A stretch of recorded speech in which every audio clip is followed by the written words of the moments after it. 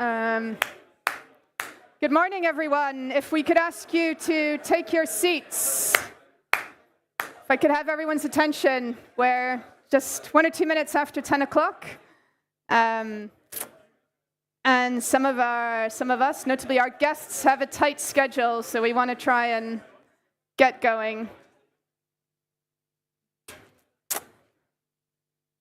Plenty of seats near the front, for those of you lingering with cups of coffee at the back.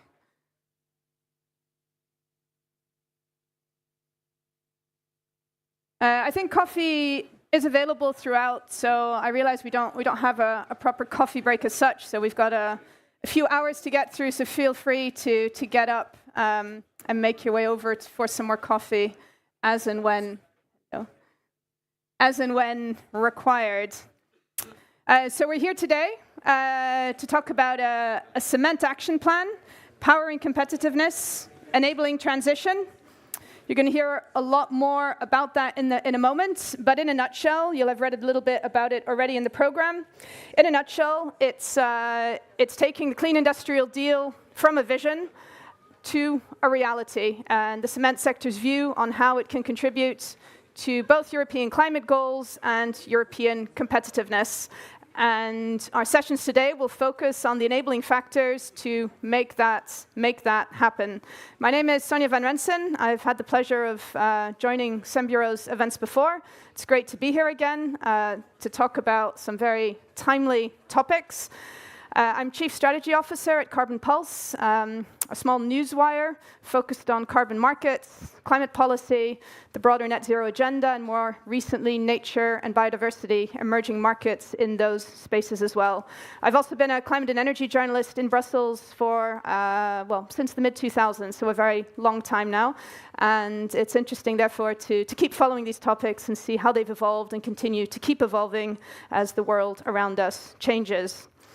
So we're going to kick off in a moment with something a little bit different. You'll see what I mean. We're then going to have an introduction to the Cement Action Plan from John here at the front. We're then going to go straight into a one-on-one interview with Svetlana Penkova, Vice Chair of the ITRE Committee in the Parliament. So that'll take about 20 minutes. And then that will follow with another one-on-one with Kurt van den Berge, Director General for Climate Action at the European Commission. In both of those, we'll make some time for questions from you as well, both you here in the room and those of you joining us virtually.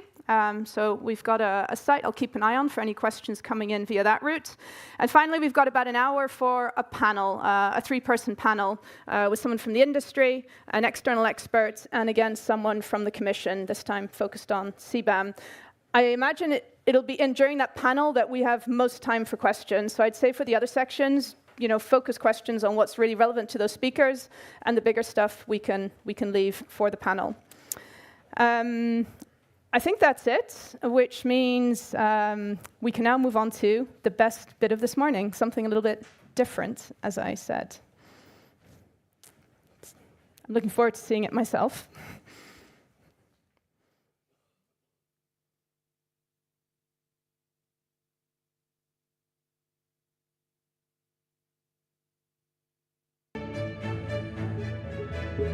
Cement is a cornerstone of European progress.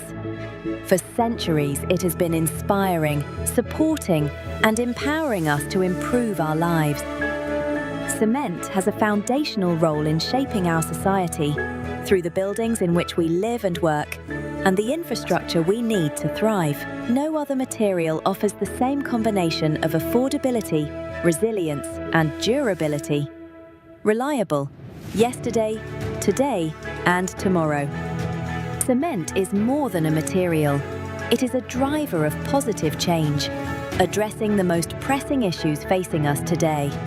Our industry develops and implements breakthrough solutions like capturing and storing CO2, replacing fossil fuels with local bio-waste, and using secondary materials to make low-carbon cements. These innovations are already helping us create the sustainable future we all need. Cement is a constant ally. Our industry provides skilled jobs, reinforcing local economies, supporting national development and building European autonomy and security. From decarbonisation projects to skills initiatives and biodiversity actions, we're working to do whatever it takes to strengthen and shape our world for generations to come.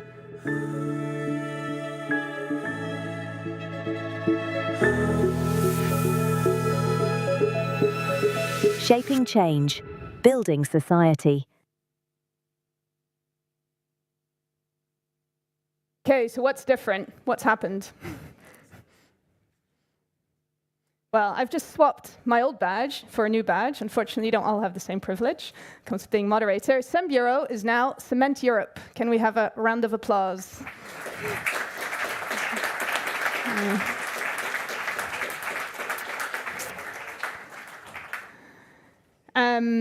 So it's with pleasure then that I'd like to welcome our first speaker, John Morrish, President of Cement Europe.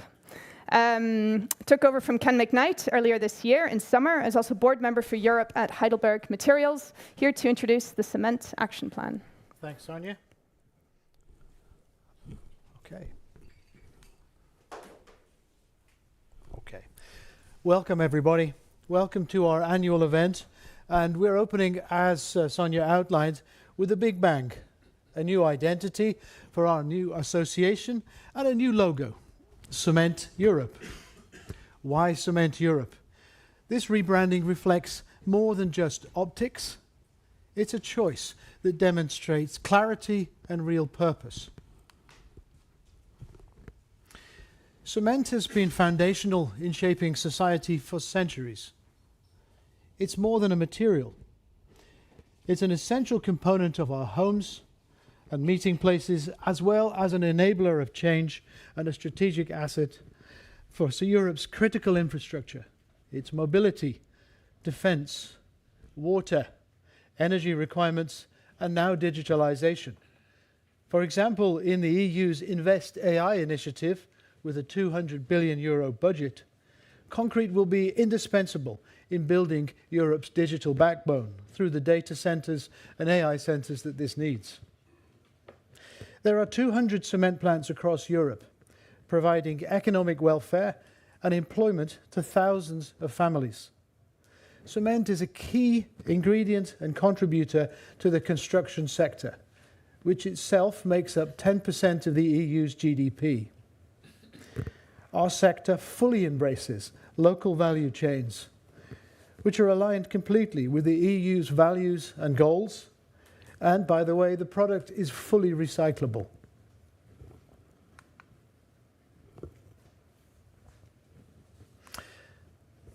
I skipped a slide, but I described it on the way.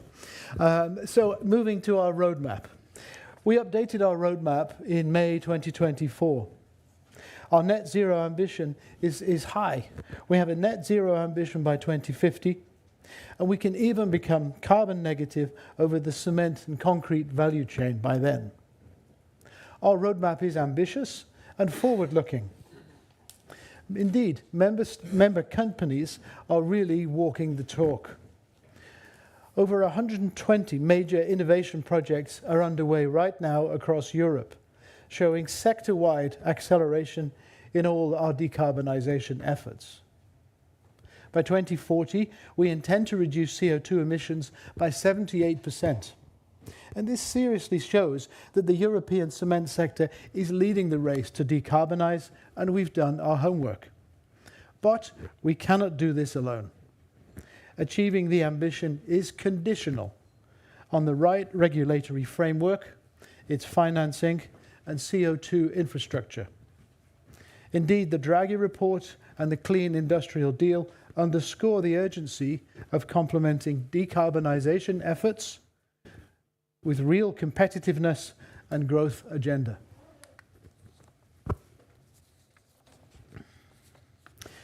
So turning to our Cement Action Plan. The Cement Action Plan launched today really rings the alarm bell and should be treated as a call to action. We have a firm belief that the industry's progress is not matched by a compelling regulatory framework yet. We have real competitiveness challenges. Energy prices remain 65% above pre-crisis levels, and are significantly higher than in the EU neighbouring countries that represent our toughest competitors. Carbon costs, regulatory inconsistency, and reporting burdens further contribute to a seriously unlevel playing field. The result is that imports have quadrupled since 2016, exports have halved, threatening, not just threatening, removing jobs and reducing investment. To be clear, an increase in the import of carbon-intensive products is not at all aligned with the EU's decarbonisation goals. On top of this, the transition to a decarbonised cement industry lacks a true business case. Funding mechanisms are complex, fragmented, with honestly too little money. Infrastructure rollout is slow, and the incentives for market uptake of low-carbon products are insufficient. An obvious example is carbon capture and storage, which represents the current deep decarbonisation technology. These projects require, in their early transition period, robust funding mechanisms complemented by de-risking tools like contracts for difference. It is true, though, that the cement industry has benefited from the Innovation Fund. But these projects remain underfunded, and they all struggle to reach final investment decisions. There has also been too little focus on scale-up. The current outlook does not look too much brighter either. Of 67 euros foreseen for industrial decarbonisation in the Competitiveness Fund, this already includes 42 billion euros from the Innovation Fund.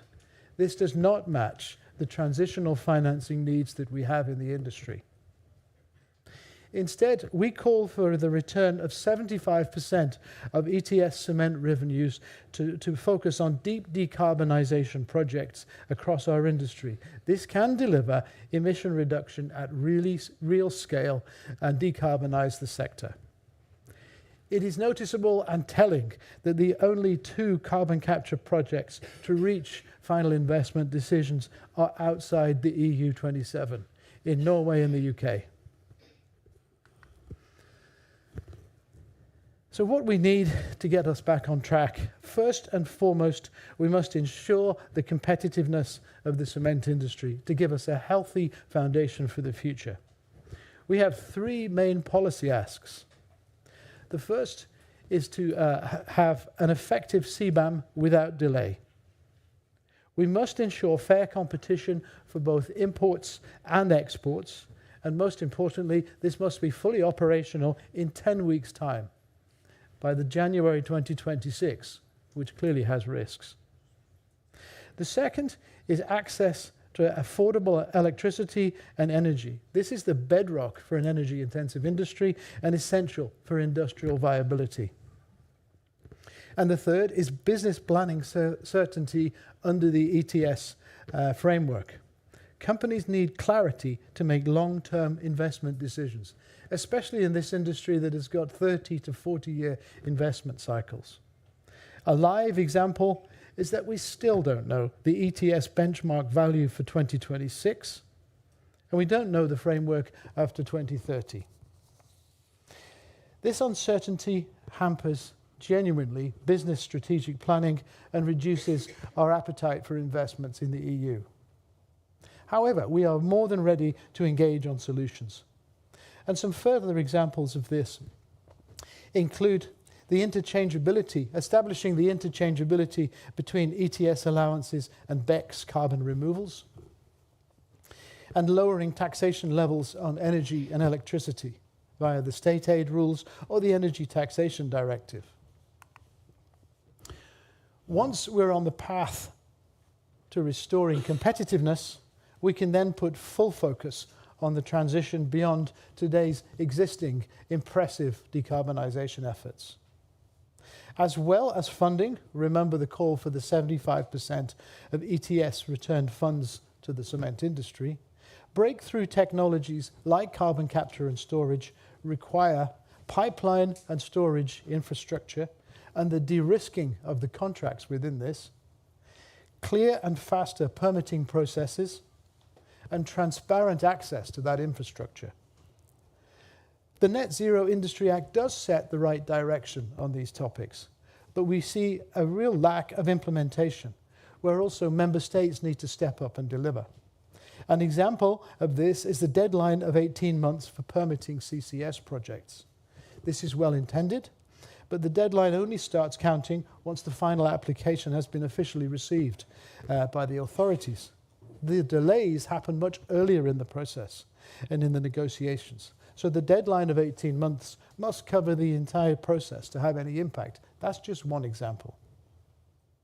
We will closely follow the timely publication of the CCS transport and storage package, but we need regulatory certainty. Infrastructure must move from the planning phase to the real execution phase. Finally, we should focus much more on our final product, low carbon and near zero cement and concrete. This is our contribution to society. We need novel market mechanisms and public procurement rules that really do incentivize the uptake of low carbon products. In the context of the forthcoming Industry Accelerator Act, Cement Europe is very ready to engage on the development of a European CO2 labelling framework, and then the incentives, generating incentives for low carbon product uptake. Europe cannot achieve its decarbonisation goals without cement and concrete decarbonising also. We also need the infrastructure. The good news is that we do have a vision and we do have a very specific plan for a net zero future. We are ready to invest and deliver. However, without a compelling business case and without the deployment of low-cost energy and CO2 infrastructure, our transition is more than at risk. It will not be possible. Action is required urgently.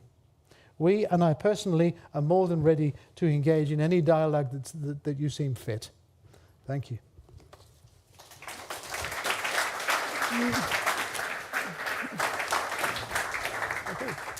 Thank you.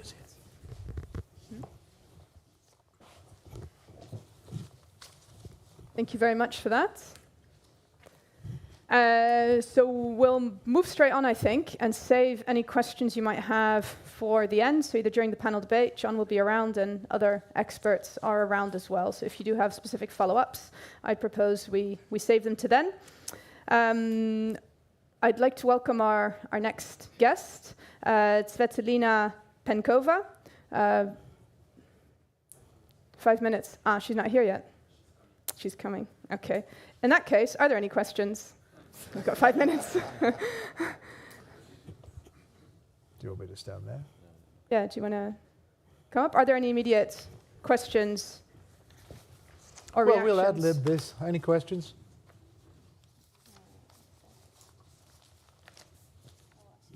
Too early. Sure.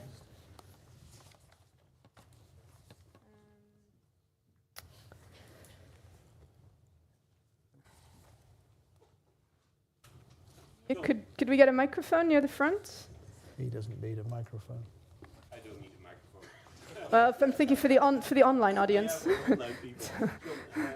My name is Rob van der Meer of Cement Europe. I have to think about it. Can you say a little bit more about innovation in cement production and cement products at all? Just to give an overview of what you think is happening and what is important for the longer-term future, I would say. Okay, that's a wide question, but I would answer it with saying there is great innovation already across Europe and across the companies in this room in pulling the conventional levers of decarbonisation, and in particular reducing the clinker incorporation inside a ton of cement. There have been extremely positive innovations in portfolio changes over the last couple of years, and these are accelerating.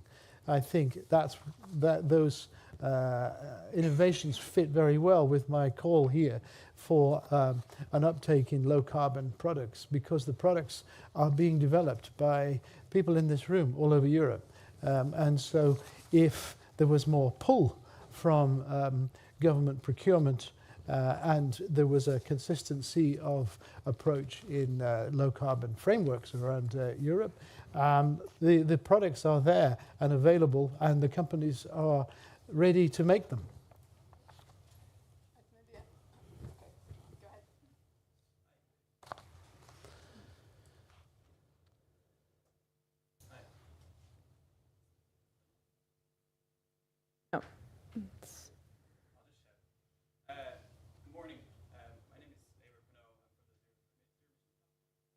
So I'm a carbon capture guy. I'm not a cement guy, but congratulations to you on Payswood, on the final investment decision, also on Brevik and getting started this year. Can you maybe talk a little bit about what the conditions were for those projects to enable them that are not yet here for projects in the EU? So just to repeat the question, also for those online, the questions from the Zero Emissions Platform, the projects, the CC carbon capture projects that have got off the ground, notably Brevik, what enabled those to get off the ground that we don't yet have here in the EU? Okay, I mean, I'm very specifically involved in those two projects.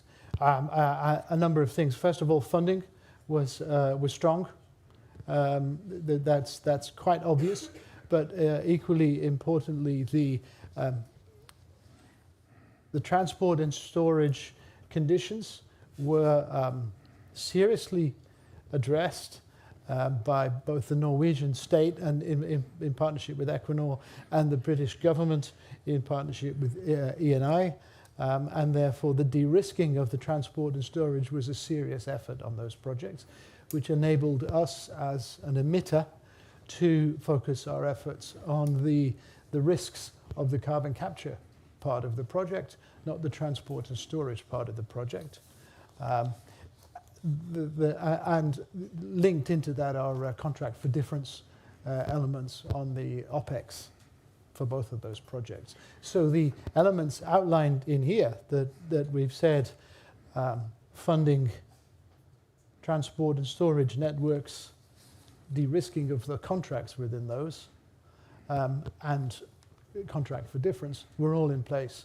And I think what I would wrap that up with is a seriousness from the member state. Well, actually the non-member state. In both those cases, the seriousness from the sovereign country then. Both countries were deadly serious about getting this done. And I see that in rare cases in the EU 27. So I don't think it's all on the Commission, to be fair. I think there's a lot further to be done, but the member states need to pull through, and that's what we see directly in the contracts that I've signed. Okay, a final question here at the front then. I think Ms. Pinkov has arrived. Yes, hello. Marcel Cobus, Titan. John, thank you for your leadership as well as Koens and for this Fit for Future rebranding. We really needed it after so many years. My two questions refer to CBAM.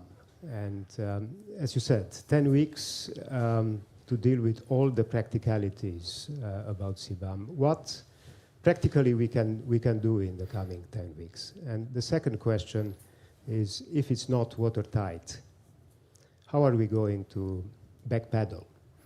Okay. Given the fact that as of 1st of January, the allocation of CO2 rights is already impacted. Hi, Marcel. Okay, tough questions, but I think, from my point of view, I think over the next couple of months, the practical elements of getting the, I can't remember what the phrase is, but the customs guys, the regulatory authorities, to do their jobs, number one. Number two is the verification of the figures from the exporting countries. I'm very nervous that we're going to rely on a piece of paper that says 650 kgs from plant X in Turkey. So I think practical steps of execution and implementation. And I can tell you from our own company, the 7 most impacted countries with CBAM, we have a senior level action group focused on what we're doing with the customs authorities to try and make it happen. And we're worried. It's all too little, too late, and mañana. And I'm nervous, honestly. I think that's a very practical answer. That's with my company hat on, and I'm sure you are with the big business in Greece and in the Balkans. The second thing, if it's not working, and we're sat in a year's time and it's a leaking sieve, I think we've got a big problem. Because I think that's why we set out the competitiveness issue. We know that energy costs structurally, we need to address that. And if CBAM doesn't work in a sector that is, let's face it, at the lowest demand level for a generation at the moment, we really have been holed below the waterline if CBAM doesn't work. It's genuine, it's a real business risk. It's not just Brussels talk. So I think we need to be prepared, if that does not work, to consider what we've held back, to be fair, on backing a lot of other businesses and CEOs in calling for a watering down of ETS, free allocation drop-off. We don't want to really go there. We prefer, as you know, we prefer CBAM to work. And we'll do anything we can to make that happen and help make that happen. Do you want me to Thank you. Yeah, you can excuse you. You're excused. Thank you very much. I'm excused. With that, Ms. Penkova has arrived, so she's joining us squeezed in between various appointments, so we're very happy that she can make it. She's the Vice Chair of the ITRE Committee. Has been in the Parliament since 2019, a Bulgarian MEP with the Socialist and Democrats group. So welcome. You can stand or take a seat as you, yeah?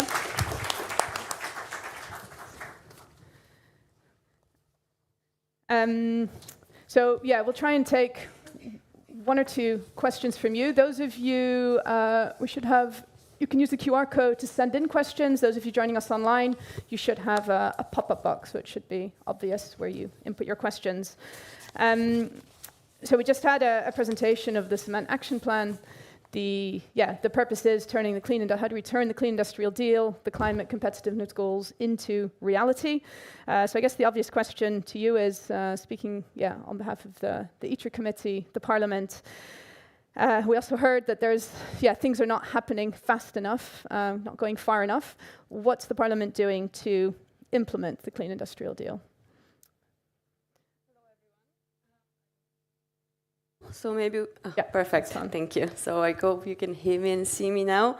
Hello everyone. I think those debates and discussions are very important. We do take quite seriously the feedback that things should be moving much faster. So if you just allow me to take a step back and to give the rationale in terms of the EU policies and the way the European Parliament has been positioning everything that's been happening so far, starting from the Green Deal and going towards the Clean Industrial Deal. So the Green Deal that we all saw happening in the course of the previous mandate of the European Parliament and the European Commission was meant to set the infrastructure and the regulatory framework which would help us go forward now and basically build up the medium to long-term vision and landscape for the development of the European industry. So the Clean Industrial Deal is the second step, which we are undertaking, but we needed first to set up the infrastructure and to have serious investment and regulatory setup to ensure that there is significant amount of renewable energy sources. And I'm sure for all of you in the room, it's very clear that energy is the key to success if we're speaking about reindustrialization of the EU and ensuring that our industry move forward. So the current challenge we're facing is exactly the gap between the Green Deal and the Clean Industrial Deal. Predictable cost of the electricity and energy prices. And that's where one of the biggest problems when we are speaking in the EU context comes.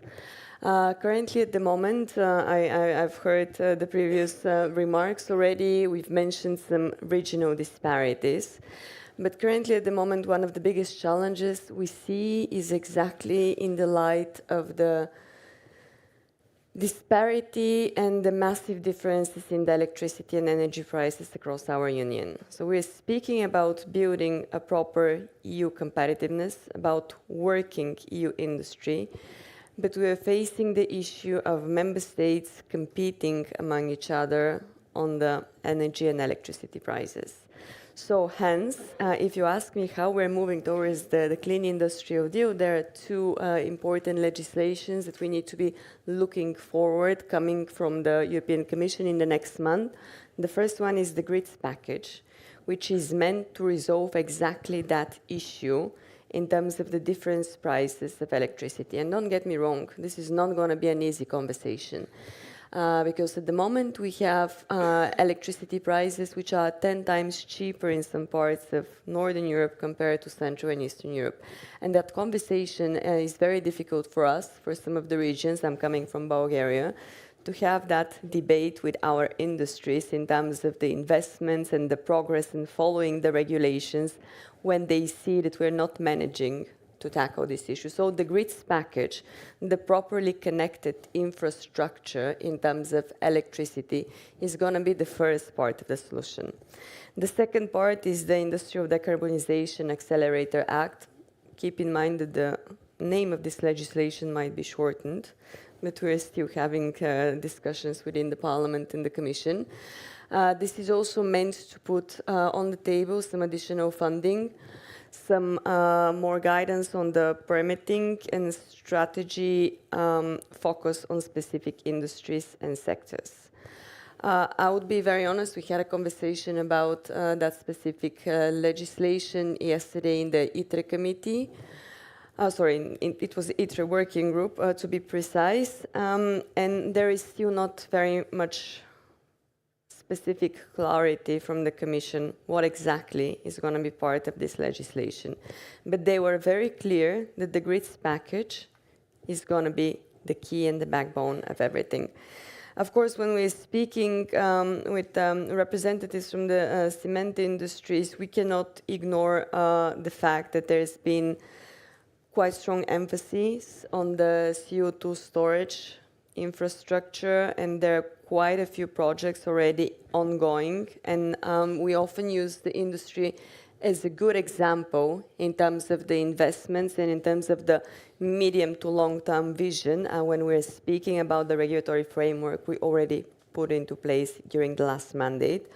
But again, we see some regional disparities. As mentioned, Central and Eastern Europe, they're lagging behind when it comes to those projects. I'm happy to be coming from a member state, Bulgaria, which is very active on that with the Devnya CCUS project, which is ongoing. But in the south of Europe, like if we do the geographic distribution, we have 3 projects only at the moment. We have Greece, Italy, and Bulgaria, which is not enough compared to the massive amount and investments that's being done to the north, where we have currently, if I'm not mistaken, around 10 ongoing projects in that direction.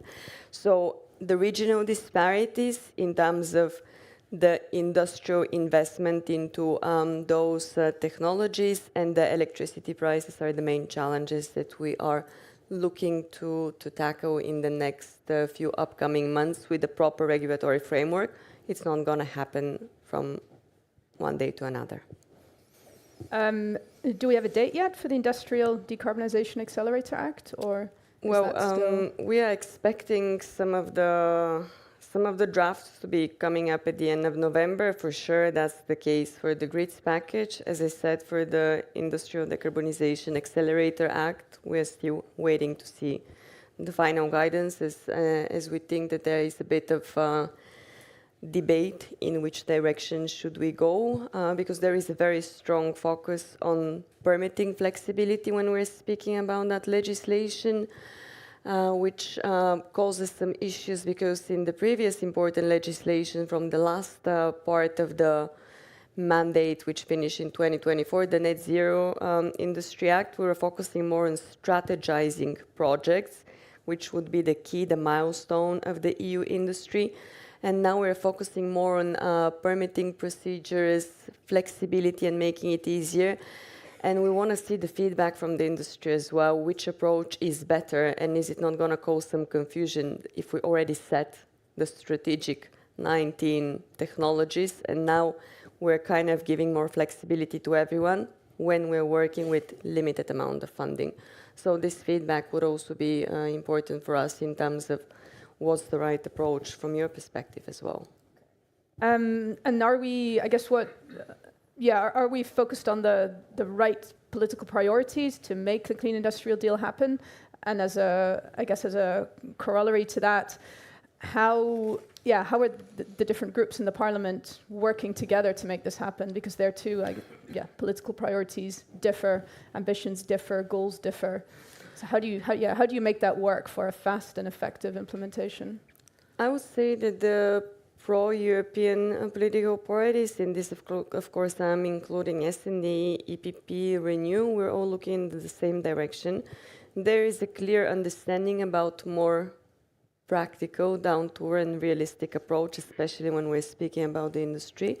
So the debate is being constructive, and I'm not too worried in terms of like any political disbalances. However, we are really focusing now on the not allowing regional disparities prevail in those conversations. So I would not say there is a political tension, but sometimes there might be tension coming from the national representation of the politicians. So we're trying to tackle that issue.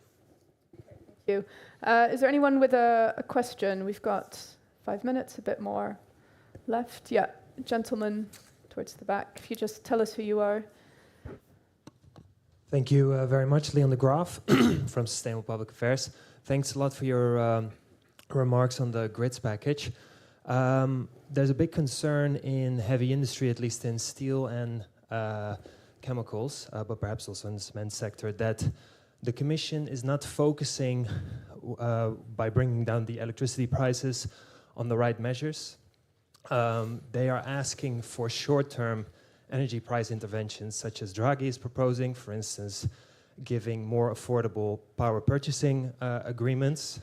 But from what we are seeing, nothing in the electricity action plan or affordable action plan or etc. is going into that direction. The only thing that has so far been announced is a guidance document to explain to member states how they can structure PPAs. But that is, of course, a guidance. That is not mandatory. So what are you going to ask for in the Parliament to get these short-term price interventions in the grids package, for instance? Thank you. Is there anyone else with a question? We can perhaps take, 2 or 3. One at the front here. Yes, perfect. Thank you. Stephen Fleming from CRH. Bulgaria is one of a few member states where is quite highly exposed to imports of cement from non-EU countries. So while the CBAM aims to level the playing field in terms of carbon, we also see regulatory divergence in other areas posing a harm, say in labour standards and environmental regulation. So what would you propose to tackle that on top of the CBAM? Final question? Otherwise, we'll stick with these two. No, and I haven't seen any come in online, so go ahead. Perfect. So very specific and very straight to the point questions, I have to say, from both of the gentlemen who intervened.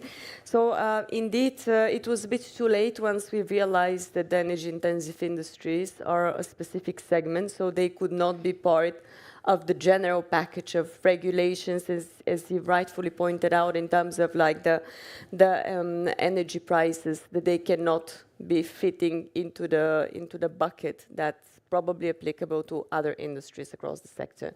So from the Parliament's perspective, is it working? Perfect, yeah. Sorry. From the Parliament's perspective, we are pushing for special positions and special paper and special treatments when it comes to the energy-intensive industries, because you're absolutely right. When we're speaking about short-term price intervention, this is not what the industry wants. This doesn't give the predictability, and it doesn't give the confidence from the investment perspective and from the industrial perspective in terms of the energy prices. So we need to still figure out in what way and what are exactly going to be the segments from the grids package to ensure in which parts of it we can intervene and have a specific treatment and clauses for the energy-intensive industry. So we're still looking into that. CBAM, very rightfully pointed out, like I've mentioned several times Bulgaria, but the CBAM effects are valid for the whole region, and I would argue not only for that region, because we do rely on a lot of imports when it comes to cement from third countries or outside of the EU, but I guess this is a lot of industries across the EU, they would use the raw materials which are cheaper and coming from third countries as well. So we are currently having debates, at least at the political level in the parliament, if we need to figure out some exceptions, if we need to figure out the postponement of that, which is not on the table at the moment. But there is a big debate also ongoing on that matter when we're speaking, because there are two types of third countries. The ones which are just outside of the EU, where we're getting specific raw materials for our strategic and key industry, and there are third countries which are also candidate member states. I'm just dividing them into two buckets, because you understand there is an argument, probably, for different treatment for both of those types of countries, specifically because like the candidate member states, they're already using the EU funds for the pre-negotiation stages, etc. So we are also in debate at the political level if something should be done in terms of like exception or special treatment for that matter. But CBAM, the main and the core purpose of that is to protect the EU industry, not to put additional burden. Of course, it was also shaped and framed in a bit of a different geopolitical and economic context compared to what we have now. So the conversation is not over, to answer your question.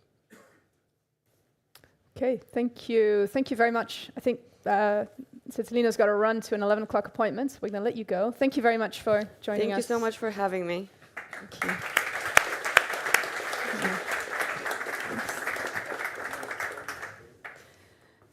Okay, no break for the rest of you. But just to give you a breather, can we get up the poll question that we'd prepared?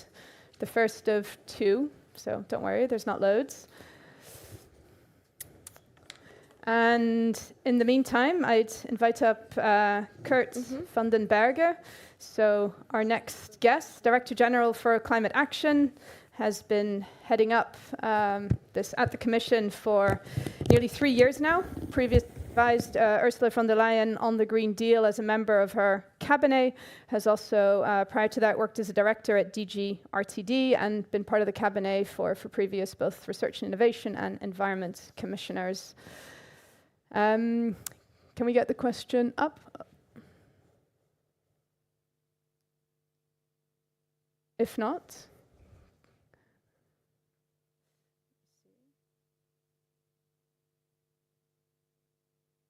it's only over there. Okay, sorry. So the question, I'll read it out, Kurt, because you won't be able to see it from there either. What's, in your view, what's the biggest challenge to ensuring Europe stays competitive while decarbonizing its industry? And most people so far have picked two responses: a lack of long-term regulatory predictability and high energy and CO2 costs. Although the lack of long-term regulatory predictability is emerging, so it's good that you're here, is emerging as the most popular choice. I guess potentially also important, but not top choice, is rising import pressure from non-EU producers and limited financing, and I think that should be de-risking of European projects. So worries about regulatory predictability, I would say, is emerging as the top concern, at least from the people in the room. So I guess we can say a large part of the European cement sector and those close to it. So we've got half an hour with Kurt. As with Svetlina, we'll take some questions once we get going. I guess a whole bunch of questions, but maybe first a reaction to the cement action plan. And we heard we haven't come as far as we'd like, and there's a need for implementation in the short term. So I guess the concrete question would be, what do we need to, and what do you think we can do in the coming weeks and months? 10 weeks, is that all it is, to the end of the year, for the EU to marry these climate and competitiveness ambitions and really start to deliver. Thank you, Sonia. Thank you for having me today. It's becoming a yearly rendezvous with CEMBUREAU and all Cement Europe. When Koen calls me, I always respond because the Cement Europe is a very good partner for us. But beyond the personal relationship, I think cement, as I heard Mr. Morris say, is foundational to our prosperity. And I would say low carbon cement will be foundational to our prosperity in the future. And so I very much welcome the action plan that is being presented today. It is very clear. It is also combining, marrying, as you were saying, Mr. Morris, decarbonization and competitiveness.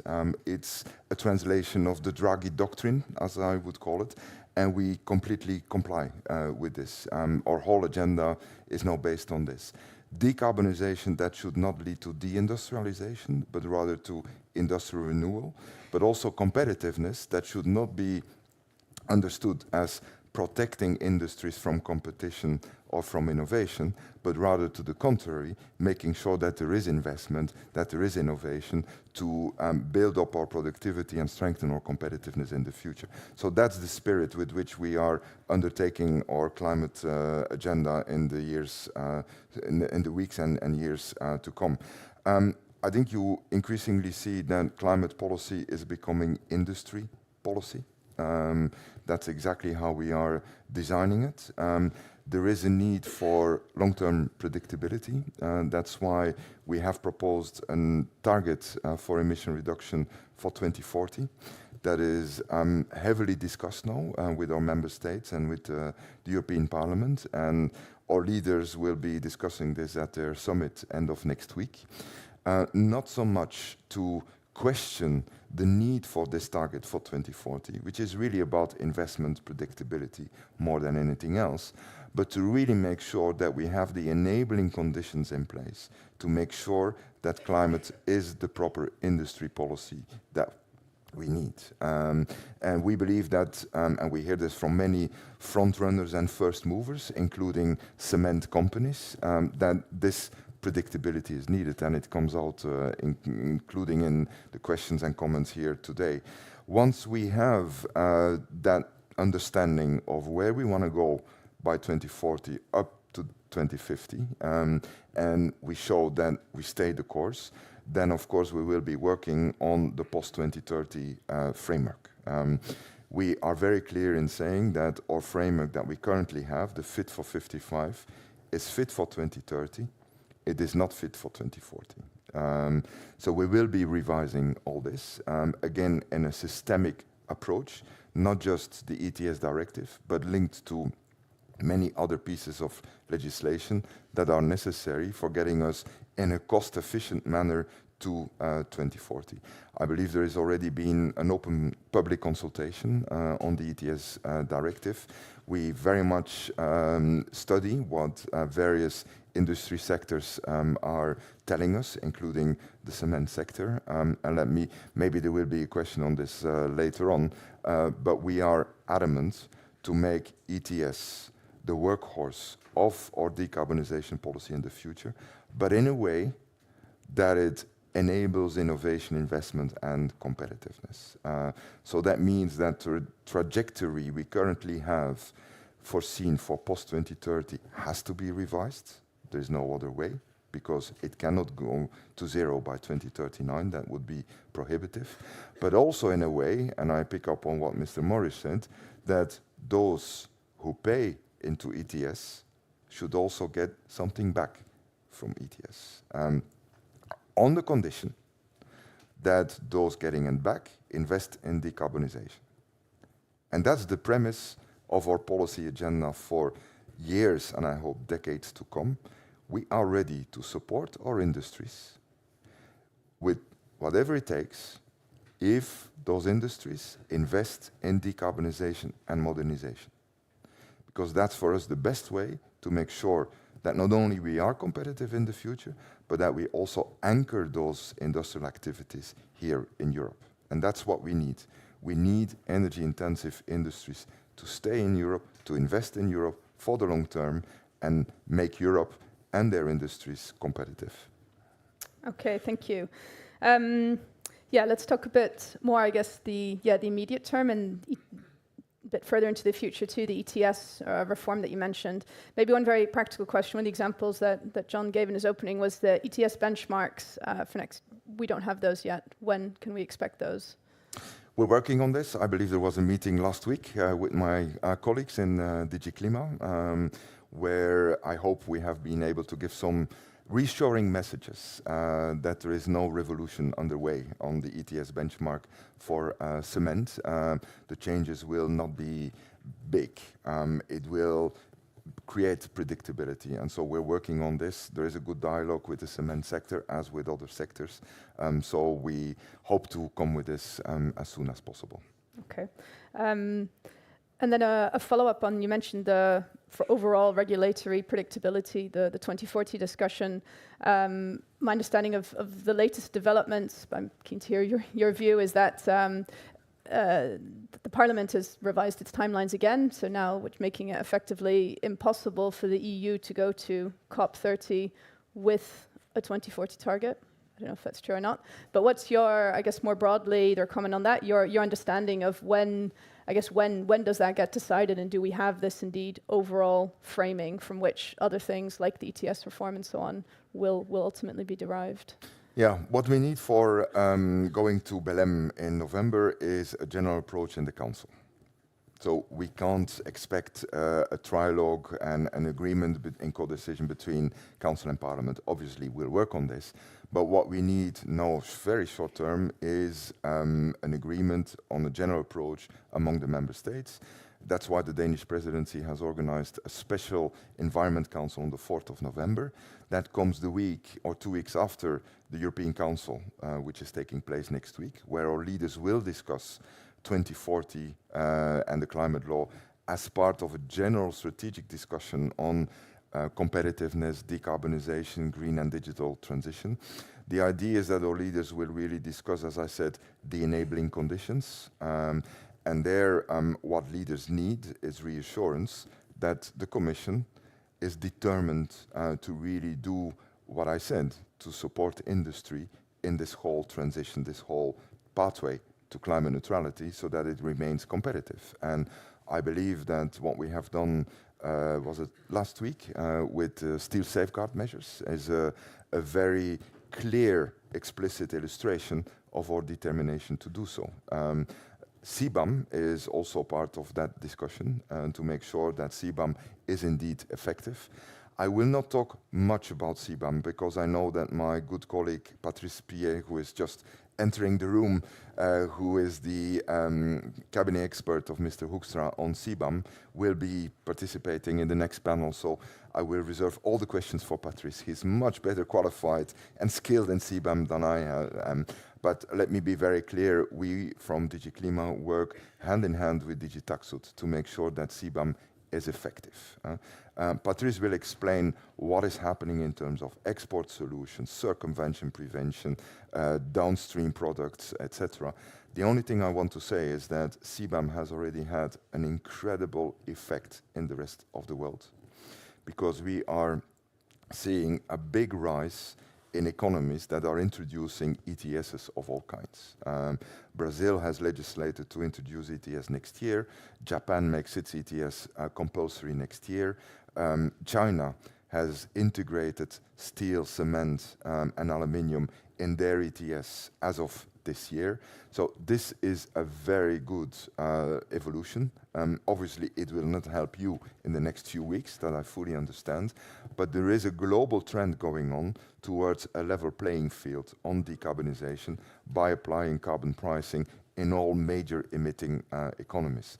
There is one exception, which is the US, where this is taboo. It's impossible to discuss it with the current administration. Although I must say that we have some states, like California, Washington State, etc., that are adamant on going ahead with their ETS system. California has just, which is, by the way, now the world's 4th largest economy, California, has just decided to extend its ETS to 2045, going to climate neutrality. So that's one of the big effects, positive effects of CBAM. But that does not prevent us from having to make sure that indeed CBAM is effective. Just picking up on what Mr. Morris said, and I really would like to compliment Cement Europe for its progressive stance on this. There are indeed maybe industrial stakeholders who are sincerely worried about CBAM, but who would also not complain if CBAM proves ineffective, so that the free allowances can be returned. We from DG Klima are clearly saying that yes, these free allowances should go back to CBAM sectors. But, and that's what I will stress all the time, on condition of investment in decarbonization. And that's why we are, as part of the ETS revision, foreseeing to set up an industrial decarbonization bank. As you may have heard, Mrs. van der Leyen has announced this, with a budget of 100 billion euros, working with contracts for difference, covering OPEX and CAPEX, so that we use the ETS revenues and the free allowances for de-risking the investment of energy-intensive industries on their pathway to decarbonization.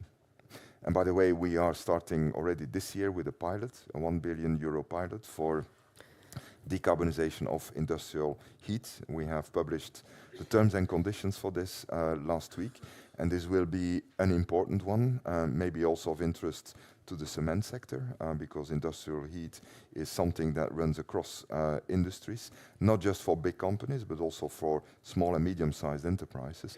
And this will be for us a practicing to make sure that when we design the industrial decarbonization bank, it is really fit for purpose and fit for your needs as well. And we would definitely welcome a good dialogue with Cement Europe on how to design this in a way that gives you a predictability for the future.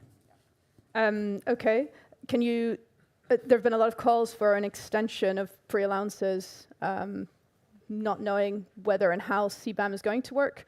I understand something like that could be done separate from a full ETS reform, so you could potentially do that by the beginning of next year. Are there any, I guess, plans to do that? Any contingency plans for indeed, CBAM not kicking off on the 1st of January, fully intact, fully, watertight, the way it would in an ideal world?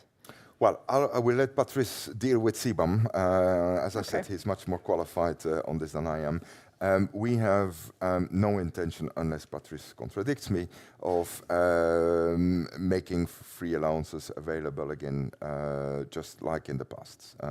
I think our determination is to make CBAM work very effectively. There will be proposals coming later this year. Patrice will definitely or surely expand on these. As I said, we are working on solutions for the export, those industrial productions that are at risk of carbon leakage because they are trade intensive, export intensive. But beyond that, this solution will be an interim one, pending a revision of the ETS, where we will be looking at how a bigger share of ETS revenues, including free allowances, can go back to industries. What we will be publishing later this month our Climate Action Progress Report, which shows the incredible progress we're making in decarbonization in the power sector, thanks to ETS. Industry is now the big ticket for decarbonization. So this is for us now the big agenda, how to make sure that industry, heavy industry, decarbonizes in a way that it remains competitive. But when you look at the figures of the big resources generated by ETS, last year 39 billion euros in 1 year, of which 25 billion went to member states.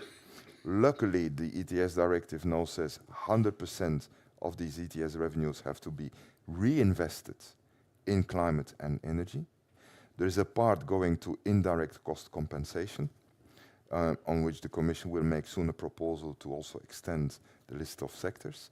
But beyond the indirect cost compensation, only 5% of those revenues go to deep industrial decarbonization. We believe this should be much more. And if member states are serious, and if our politicians are serious about deep industrial decarbonization in a way that it helps your and our competitiveness, then they should do that. Okay. Yeah, maybe you could say a bit more, I guess, about the broader, the bigger, deeper reform looking forward. So when you said, it's not possible that we don't have any allowances after 2039. So what does that mean in practice? How do we do that? Removals. Anything you can say, I guess, about how are they going to be integrated in ETS? So how do we deal with residual emissions? The role of international credits in 2040, potentially in the ETS. How does the Commission look at that? And finally, you already mentioned revenues, but the cement industry has called very specifically for 75% of revenues to be recycled back to it. Do you envisage, indeed, industries having access to, as you say, the funds they put in, having direct access back to those funds rather than, I guess, one big pot and 75%? It's a lot more than 5%. What kind of ballpark figure are you thinking of? We have 2 hours now? No, unfortunately not. I wish we did. That's probably the last question for me. Then I know we have a bit more CCS and so on. Some of these other topics we can also bring up in the panel. So maybe after this I'll open to... No, on the figure for ETS revenues, I will not pin down myself on a figure. It should be more than the 5%, but we should do it in a structured way that is very predictable and accessible. And that's what is at stake with the Industrial Decarbonization Bank, which will go beyond what we have typically in the Innovation Fund. We will bring in also member states' revenues there. As far as the ETS reform is concerned, as I said, we want ETS and need ETS to continue to be the workhorse of our decarbonization policy with an adapted trajectory after 2030, so that we continue to see a reduction in emissions also from energy-intensive industries, but at the same time make a business case for investment and innovation in Europe, so that your industries stay here and do not go elsewhere. That's really what we need. We will, as I said, set up the Industrial Decarbonization Bank as part of this. We are looking at how to integrate negative emissions into the ETS, permanent carbon removals. That is a policy intention that we have stated very clearly. We're working on this. BECS, DACs are prime candidates. There may be others as well, as long as we have solid, robust certification methodologies so that we know what is going on and what we are doing. We will be looking at international credits as part of our decarbonization trajectory. But as you probably know, we do not want to include or integrate international carbon credits in the ETS for various reasons. One is that we have learned hard lessons from the previous Kyoto period. Secondly, it would be a big difficulty and complexity for industries to engage themselves in this market. Thirdly, it would create lots of complexity for us to have to investigate, examine, certify all these international credits. So what we have rather in mind is that there would be a procurement mechanism by the public sector to buy those international credits in a more centralized manner, but in a way that we can increase the cap of ETS 1, especially, so that there is more breathing space for our industries under the ETS. So that's in a large conceptual frame how we see it. Let's see what the negotiations give with Parliament and Council, but we are very, very reluctant to see an integration of international carbon credits in ETS. We will be looking at how to reward and recognize non-permanent CCU, carbon capture and use, which is also of great interest to the cement industry. So we are not closing our eyes to this. We're looking at how this can be done, but that requires effective accounting. It also requires that we avoid double counting of emissions, and that we have a level playing field with virgin fossil emissions, knowing that over time we need to move out of fossil and into more biogenic CO2. There's a lot more to say about this, but I hope I've given you a little bit of our agenda for this ETS revision. You have, thank you. Are there questions? Yeah, let's take these three.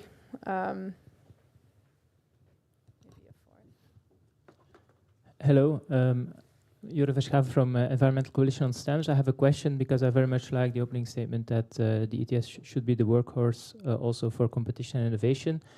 To what extent is the ETS in its current shape ready for that in the cement sector, in the sense that the system is very much clinker-oriented? How can we also ensure that revenues flow back to, in the broadest sense of the word, clinker substitution technologies, clinker recycling, supplementary cementitious materials, alternative types of Portland cement? Like, are there any thoughts there on the side of the competition? Because the innovation funds so far has been biased towards incumbent ETS installations. Thank you. Let's take all the questions, because I think Chris is probably going to have to go after that. Yeah. Yes, good morning. Working? Yep. Yeah, working. No. Stefano Gallini from ETS Italy. The fact that the ETS revenue should go back to the industry will be mandatory for the countries, or will be a suggestion, recommendation? Because as of today, in Italy, we're not seeing much. That would be a key message. Okay, so for those online, the question is, will it be mandatory for member states to return revenues to industries, or will it just be a recommendation? Yeah. Good morning, Cédric Demis from Holcim. Thank you for being with us. You know, we've been a committed supporter. We've done our homework. We're investing. We've got a roadmap and so on and so forth. But at the moment, it's turning a little bit sour because the implementing necessities that you mentioned are not being on the being put on the table in a timely manner. So one comment and one plea. The first comment, I'm sorry if I come back on the benchmark, but that number, we should have had it 6 months ago. 10 kilos difference is millions for the sector, hundreds of millions for the sector, millions for companies. This is what industrial competitiveness is all about. So there my plea is, can we work with your team so that we have timely implementation, because this is fundamental to our competitiveness. I come to my request, and it's to Patrice and OU, is the coming into force of CBAM in 10 weeks' time, where importers will start to reporting data that will form the number on which they are purchasing and paying CBAM costs. There is, at the moment, as far as we can see, no external verification mechanism in place. We see how importers are behaving within the borders of the single market and around the single market, and it worries us a lot. It worries us a lot that there is no verification, no trust in the data that is being presented, that will be presented. There's one simple thing you can do for us. You're supposed to come up with a methodology to calculate embedded carbon footprints of imports into the EU. The rule at the moment says data.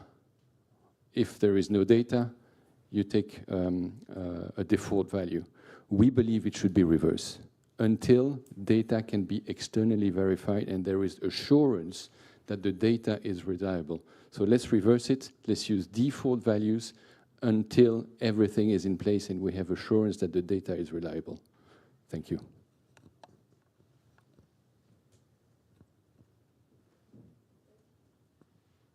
The lady, and that's it. Otherwise, we won't have time for answers. Good morning. Florie Gonsolin with Agora Industry. One question about DTS trajectory. bearing in mind the 2040 target, changing the ETS trajectory would mean more needs to be done by the member states. Do you think this is politically achievable? Okay, very good. First, on the plea on the benchmark, well understood. There are discussions ongoing, so we hear your plea, and I'll go back and work with our teams on this. On the question of clinker, what I like also in the action plan is that there is clearly an openness to look at alternative binders, alternative materials. That's self-evident, and I also see from the facial expression of Mr. Morris that this is not a taboo at all. So we want to accompany this. That's part of the discussion on the benchmark. How do we use the benchmark to also valorize, reward alternative materials without going too far that it would upset your work in the next few years. As far as the ETS revenues are concerned, let me put it this way, I will not prejudge the outcome of our work on the next proposal, but it must be done in a way that industry has predictability when it comes with projects, that the de-risking will be there if there are good projects. And those projects, in our view, should be selected at European level so that you don't have state aid procedures, because selected at European level, but funded with sufficient certainty by the money that is available from ETS. Exactly how we will arrange this, that's part of our work that we need to do, also in light of the work on the multi-annual financial framework, the European Competitiveness Fund, because all these things are related. What I would like to say, though, a bit more political comment, maybe going out of my bureaucratic brief, is that these ETS revenues are big. And they are really looked at by governments for using for many different purposes. My concern is that if we lower our climate target now, there will be a kind of feeling, we can take some more time for decarbonization. We have more urgent priorities. I will not name them, but they're clear for everyone. So let's use those ETS revenues for the more urgent priorities. That's why it is very, very important, I think, also for energy-intensive industries, that we agree very quickly on the target for 2040 in a way that we stay the course, and that there is no complacency, no rest in this whole transition. As far as CBAM is concerned, I'll leave this for Patrice. As I said, much better at this. ETS, will it reduce the pressure, or will it increase pressure on member states? I really don't think so. I really don't think so. We can do it in a way that actually more and more European mechanisms and policy measures will be used to help the member states accelerate. That's also why we have proposed and agreed to extend ETS to buildings and road transport, for example, where there's a lot of concern now in member states. We take those concerns seriously, but we are very determined to start it in 2027 with the necessary safeguard measures. And that's one of the measures in the whole toolbox to make sure that the member states are helped and supported. I don't think there is a trade-off between a new trajectory or a different trajectory in ETS1 and what member states would need to do more. And we didn't touch on CCUS, but maybe just to input into the panel, any update on the CO2 transport storage package, or when we can expect big movement? Well, the Commission will present its work program for 26 very soon. You will see there a mention, if the College agrees, of this whole package. We do this together with DG Energy. It's Mr. Hoekstra and Mr. Jorgensen together. We are already taking steps, as you probably know. We have imposed an injection capacity of 50 million tons by 2030 on 44 oil and gas companies. I can tell you that they do not necessarily like this obligation. They complain, rightly or wrongly, that they don't see the demand coming for this injection. So that's another thing we need to do together with Cement Europe and other users of CCS, is to match the demand and supply, so that there is reassurance of supply and demand. We have made CCS projects INSEA strategic projects, so that the permitting can go much faster. And we take to heart what was said before about the need to accelerate permitting even more. We are working with member states on CCS. We know that our member states now plan to capture by 2030 around 42 million tons of CO2. That's in the plans for the national energy and climate plans for their industrial decarbonization. So we have to make this work, and it's in that context that we will come with a package to make sure that we have a single market for CO2 transport, capture and storage. One thing where we will need a dialogue also with your industry is that you have quite a number of installations scattered across different locations in Europe. So there will need to be a discussion how we plan for this, because a CCS storage next to every installation is of course not possible. So what kind of centralization do we need, or what kind of transport system do we need, CO2 pipelines, etc., in the most cost-efficient manner? That will be part of the discussion we need to have. Okay, time's up. I wish we had 2 hours, but we don't. Thank you very much for your time this morning. Thank you. Thanks. Thank you.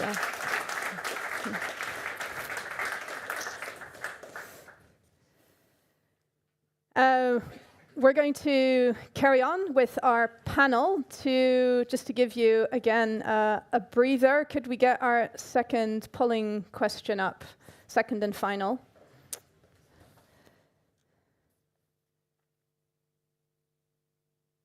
And what should be the top priority to deliver the clean industrial deal at speed and scale? Easy question for a Wednesday morning. And obviously all of the options will be tempting, but you've got to pick just one.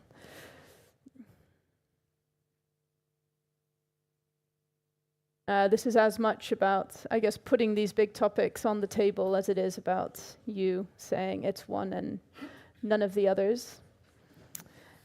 Let's leave it open for a moment, and I'd call up our panelists to take us through to the next hour. We're gonna close at by 12:15.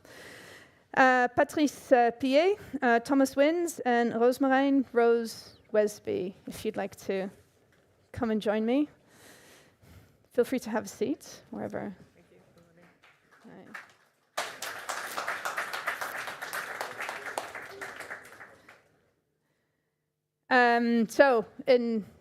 Let's start with ladies first. So Rose Wesby is Vice President for CCUS and Head of Business Development at Holcim, so effectively our industry representative on the panel. Has been in her role since the start of this year, but has been with the company for the past 4 years.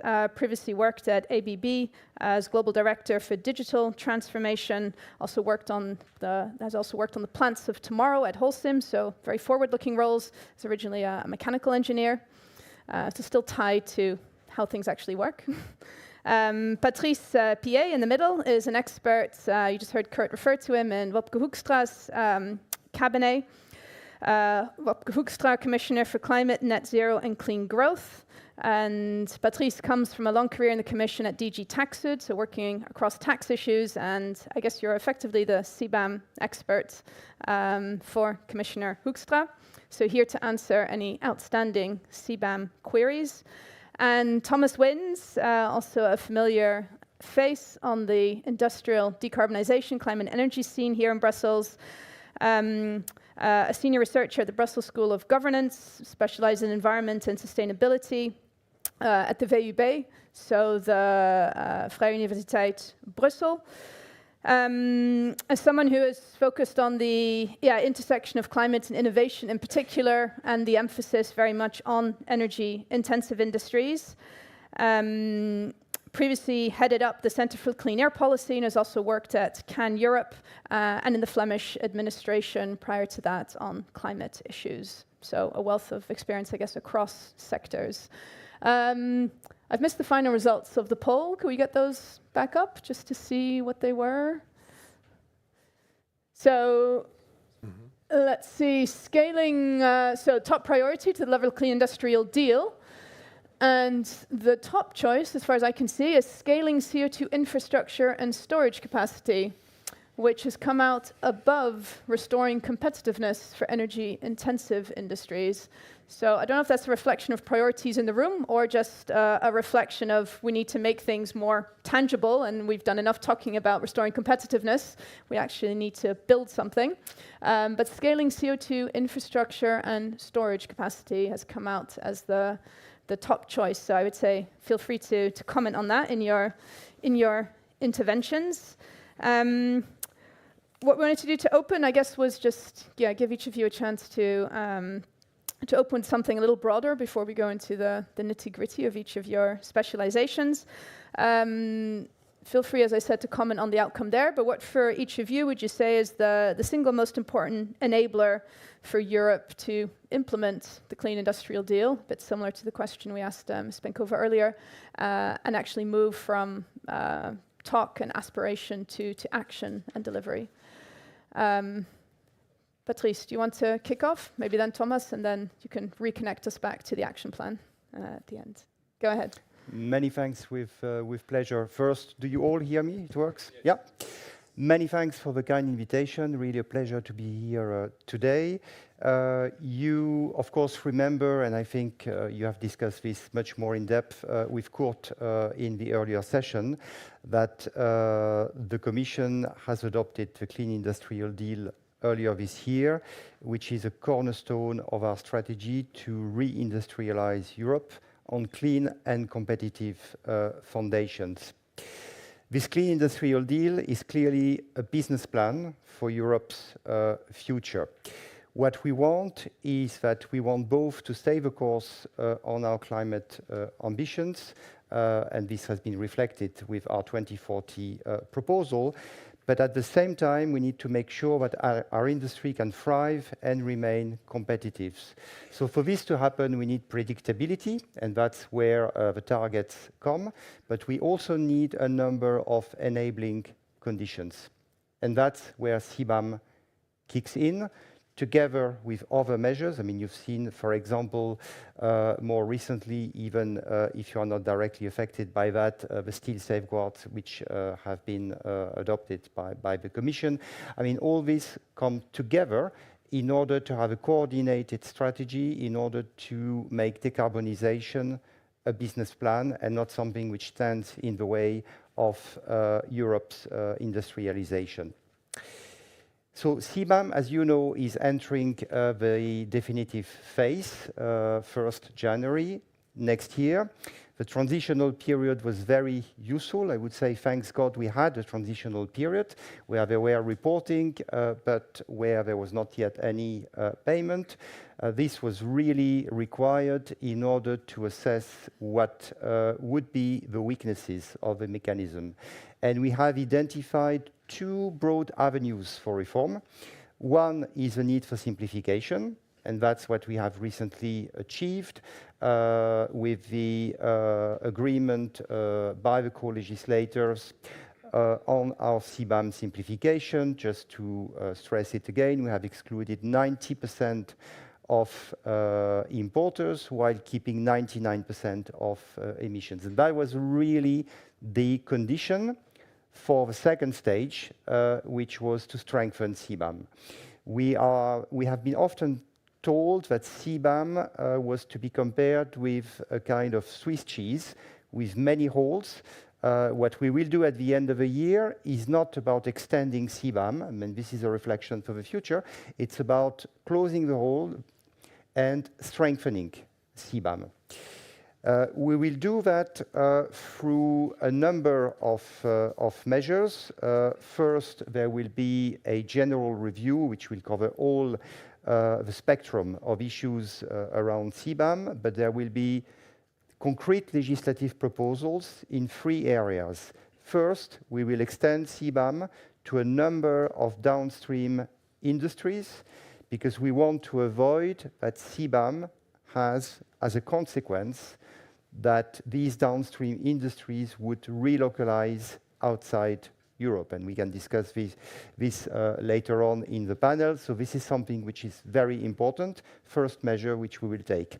The second measure which we will take, and I here echo some of the questions I heard at the time I was arriving and when I was listening to the previous discussion, there are a number of issues and concerns around circumvention, fraud, insufficient documentation, resource shuffling. So we are going to take new, strong anti-circumvention measures. That will be the second volley of our legislative proposal.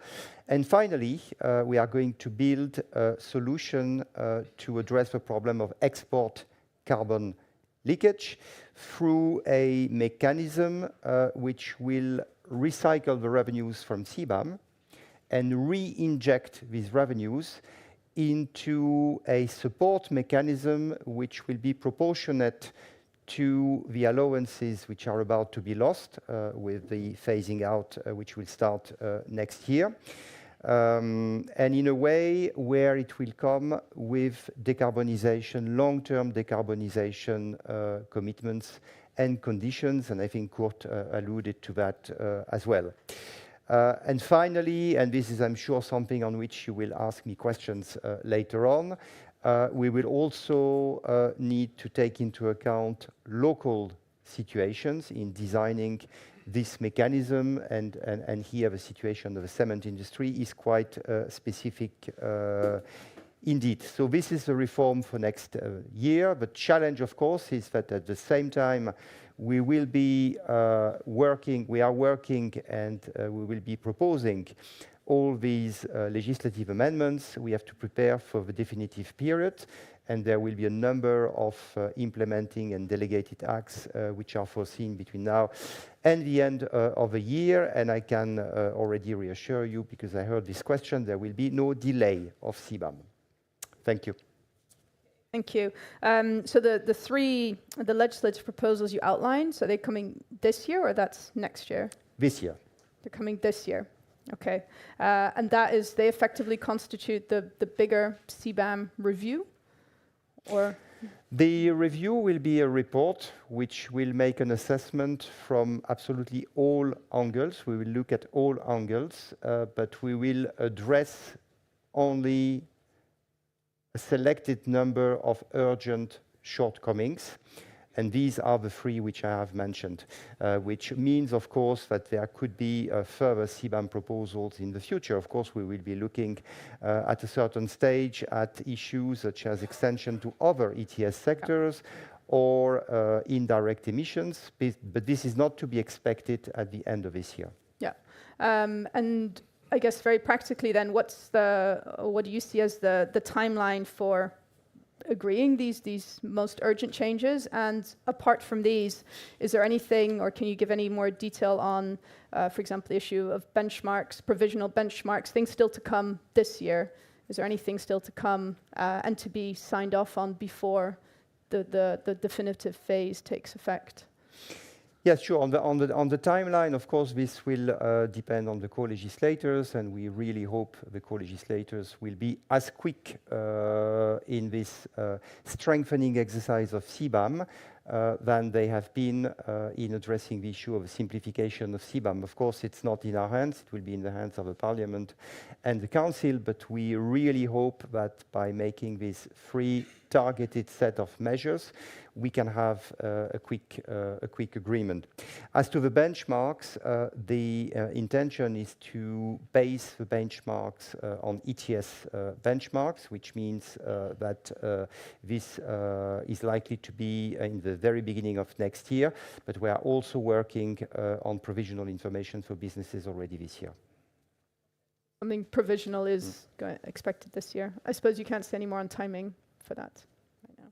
Okay. Thomas, let's move to you for taking a step back out. We've just zoomed into CBAM, I realize. for you the most important action enabler to see through the Clean Industrial Deal and its goals?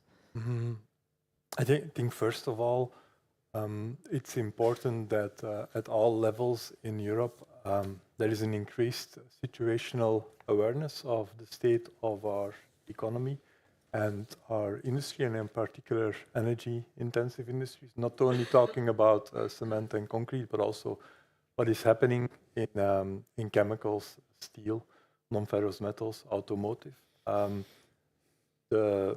I've been working on climate policy for around 25 years, and went through the crisis 2008, 2012. The situation we are currently in is extremely different and extremely dangerous from different perspectives. The literal danger, of course, we have a war at the border of Europe.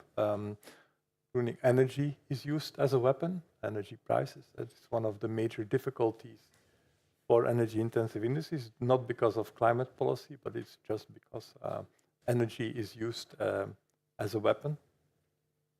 We are living in a hostile trade environment at the moment. Trump, China, and trade that is used as a coercion instrument and a strategic weapon, with certain countries, I'm thinking of China, strategically targeting parts of European industrial value chains to be able to disassemble it and create market access for an overcapacity that exists there. So the situational awareness, there was a good try at bringing that to the highest level, and that was the Draghi report. So my recommendation would definitely be implement the Draghi report, because it points out to fundamental weaknesses, not only in European governance, but also policy. The inability to translate innovation to shovels in the ground, the lack of capital market access. Indeed, I wouldn't call it over-regulation, but the complexity of regulation, or regulation that is contradicting each other. So yes, I think that is a fundamental condition, and if I would be an industrial lobbyist, I would only agree to an increased ambition level in Europe by 2040 or 2050, under the condition that the main recommendations of the Draghi report are implemented first. Now for a transition, and there is a shift now we see in European policy, and I think it's a good shift. To get new technologies out there, get clean technologies out there, two things can happen now. First of all, you have a better technology. It's cheaper, it's more efficient, it emits less CO2, so yeah, it goes out there because it's just better. The second way you can enable this technology transition is by creating a market for the new technologies and new products. In the past, we've been focusing a lot in Europe on dealing with the supply side, basically what comes out of the chimney, how efficient in the process, what is the benchmark for the process. We should look more at the demand side, and indeed market creation through public procurement or the introduction of standards, including Buy Green European, should be something we should consider, especially being aware of the things I said before, the hostile trade environment out there. So we should look more at ourselves, what we can do, how we can help industries produce and sell more products in Europe. Okay, maybe a follow-up. Were you, I guess, encouraged by what we heard from Kurt? From Kurt, and actually no, it's from MEP before then. She was saying on the Industrial Decarbonization Accelerator Act, there's more thought required. We're not quite there yet. So that's looks like it's going to take some more time, and that is, I mean, also there for the demand side. I guess, your take on that, and maybe are we sufficiently pursuing things like, the opportunities within public procurement for the cement sector specifically? Labeling was already mentioned. Where do you kind of see the bright spots, and where do you say we're not going fast enough, we should be getting a move on? Yeah, indeed, the Industrial Decarbonization Accelerator Act was what I was referring to. It's a new kind of thinking where market creation, demand side policies are becoming more and more central. The obvious first place to focus on is public procurement. I'll come back to that later. But I think we should go broader than that and think about standards and in some cases even obligatory standards for green materials in products. I think of a clean steel standard for car manufacturing, which would allow these cool new DRI blast furnaces in Europe to be built, because they will have a market for of car manufacturers, hopefully still in Europe. With regard to standards, and I know the construction and building industry is quite complex and conservative in that regard. I think the perfect is the enemy of the good, in the sense that what do we want to achieve with these standards, and yes, Innovation Fund and the Decarbonization Bank will help financially, but you also must allow this carbon capture cement, carbon capture and storage cement produced to have a market. And if you start setting standards on, let's say, the whole building and alternative materials, alternative cements, alternative concretes and clinkers, and the whole energy footprint of the building, you might drown the baby with the bathwater in this regard. So yes, indeed, it is good to also look at overarching standards, but also work on standards that allow these new and more expensive technologies to get to a market. So the public procurement market in Europe is significant. It's around 2 trillion euros a year. 20%, a bit more of that goes to the construction industry. 1/3 of the construction industry in Europe is targeting more or less the public sector, and implicitly that implies that 1/3 of the cement and concrete is also procured one way or the other by the public sector. And the fascinating thing, and that's why I'm so keen on these standards, is that the end consumer will not see much of a price difference.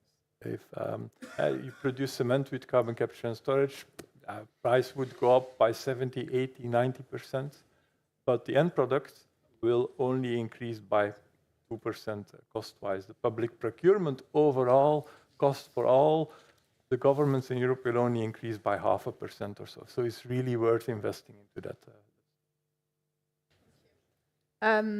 Rose, let's come to you from the industry perspective. I guess as Vice President for CCUS, you'll be pleased to see CO2 infrastructure came out as the top priority.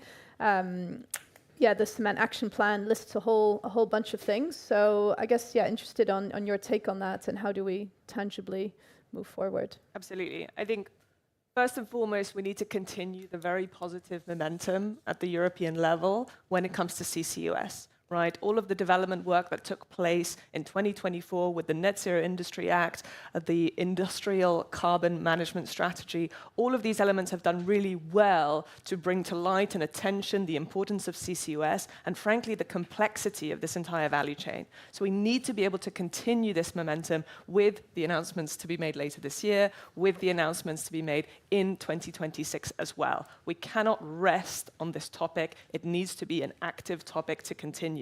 And why do I stress that?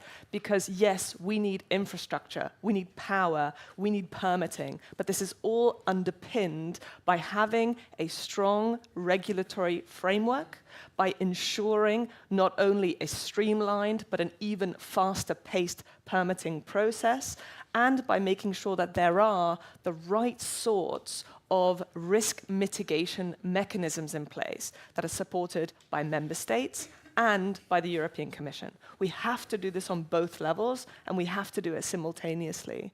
When you're looking at these business cases, these de-risking mechanisms and certainty on the ETS, certainty on CBAM, and certainty on the energy prices, these things not only improve that business case fundamentally, but what they really do is they build confidence. Confidence by us in the cement industry, but also confidence in that entire value chain that we're looking at setting up in this single market. Right? And that value chain is complex. Yes, we are emitters, but we're not the only ones. We're talking about shared infrastructure, shared pipelines. We heard earlier how important it is to get economies of scale on those investments. We want to be efficient, and the only way to do that is to make sure that every member of the value chain has competitive advantage to proceed, has a strong business case. So that's us in cement. It's others in the steel industry. It's the pipeline operators, whether they're going to be operating or simply preparing it,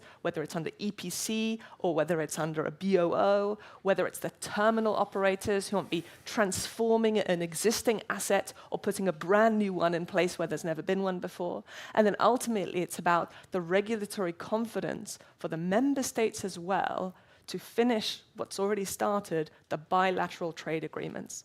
I mean, Holcim today, we have 7 projects supported by the EU Innovation Fund, and we're looking to expand this into many years ahead, right? We're talking about a long process. These projects in their entirety take many years to establish. But to take the FID, so you're asking, you know, what's urgent? In order to take the FID today, we need to build the confidence on all of those members of the value chain. And confidence is underpinned by the regulatory framework.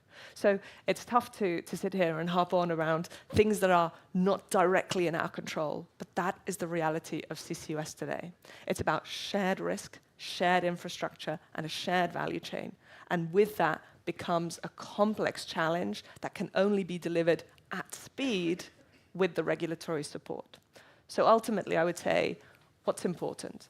What's important above all today is that if accelerating the decarbonization of industry in Europe is a priority today, the only way to proceed is to go even further with the penalties on the Net Zero Industry Act, even further with the risk mitigation mechanisms that can be unlocked, not just supporting OPEX and supporting CAPEX, but having governments and having the European Commission in strategic positions to de-risk these value chains. Not when everything's going right, because frankly, at the end of the day, the competitive nature for every single element of that value chain should be able to stand on its own 2 feet. We want that. But what I'm talking about is when things might not be where we need them to be long term. What happens in the event of a risk event? What happens when there is a leak that wasn't planned? What happens when that leak occurs on the border between 2 member states? Right, that's where de-risking those pinpoint opportunities will make a big difference in the near future for more projects to take final investment decision. I suppose, can you take that one level down and say, how do we, or I guess, what else can industry contribute, and what are you asking for from policymakers to deliver that de-risking? So we heard in the opening the question over why has it worked? Why have there been FIDs in Norway and the UK and not here? And John mentioned funding, transport and storage were seriously addressed, the contracts for difference, everything has been implemented, but yeah, you emphasize this word, a seriousness. I mean, everything we hear is that in Brussels is that policymakers are serious about restoring EU competitiveness, about a future for European industry. They are serious about CCUS. But I guess we don't have all the pieces yet. So can you give, I guess, just 1 or 2 examples of for you, what would that seriousness look like very tangibly? I mean, the reality is the translation of the directive at the Commission level is not consistent in the different member states. It is inconsistent in how the countries are assigning strategic projects and allocating additional funds through Just Transition Fund. It is inconsistent what is the ability through the financial wallet of those individual countries to provide additional OPEX and additional CAPEX support, which, by the way, we still need in order to get to a business case that's viable for all players. And finally, from a regulatory standpoint, we need to look at the transport agreements in place. Yes, we've got the existing, let's say, cross-border agreements coming into play, especially around the North Sea. But the North Sea is not the only part of Europe here. We're talking about the Mediterranean too. And so making sure that there's a translation from the narrative at the EC saying this is a single market. Therefore, we must do everything to enable it, has to translate into cross-border agreements to offer opportunities to get from those sites that we have in industrial spaces who are driving efficiencies and using alternative fuels and driving down the clinker factor already, to get from those sites who are already at the peak of performance on other levers to decarbonize them to net zero and beyond by being able to access storage nearby, right? We need to spark, and that was the outcome of the poll too, right? We need to make sure that infrastructure is supported and storage availability is supported. And I think that translation across the member states becomes vital to move ahead. Okay. So that's clear, yeah. So it's the translation across member states. That's where things are getting lost in translation. There we go. Okay. We'll take some questions in a moment, but let's maybe to come back to CBAM and to, I mean, you gave us a detailed rundown of what's to come, and I imagine we can go into each of those topics, but maybe more broadly too, what do you see as the kind of main, bigger also geopolitical developments that are shaping your thinking on CBAM? So Stéphane Séjourné, for example, I think it was Kurt who mentioned the steel tariffs, said those were a first step on the way to CBAM reform. So we have indeed tariffs, we have other trade measures. Also the 2040 climate discussion, France for one has made a reform of CBAM also conditional for its approval of that target. So there are kind of various other big picture things going on. And I guess it'd be interesting to hear, if we swap the sort of very granular level to the bigger picture level, how is your thinking on CBAM being driven by these developments? And how does that play out? Very good question to start with. Thank you. These two measures are somewhat different in terms of objectives, because the steel safeguards have as a main purpose to protect the EU industry against the impact of global overcapacity. It's a trade measure, while CBAM is not a trade instrument, it is an environmental instrument. The impact of CBAM, or the objective of CBAM, is a double one. First, it is to avoid that applying an ETS price on the EU industry simply leads to delocalizing carbon emissions outside the EU. And second, it is also a kind of promotional tool in order to encourage our third country partners and also industries around the world to decarbonize. Because if as a country or as a business, let's say in India or in China, you lower the level of your emissions, then there will be a positive impact on the CBAM price paid in Europe.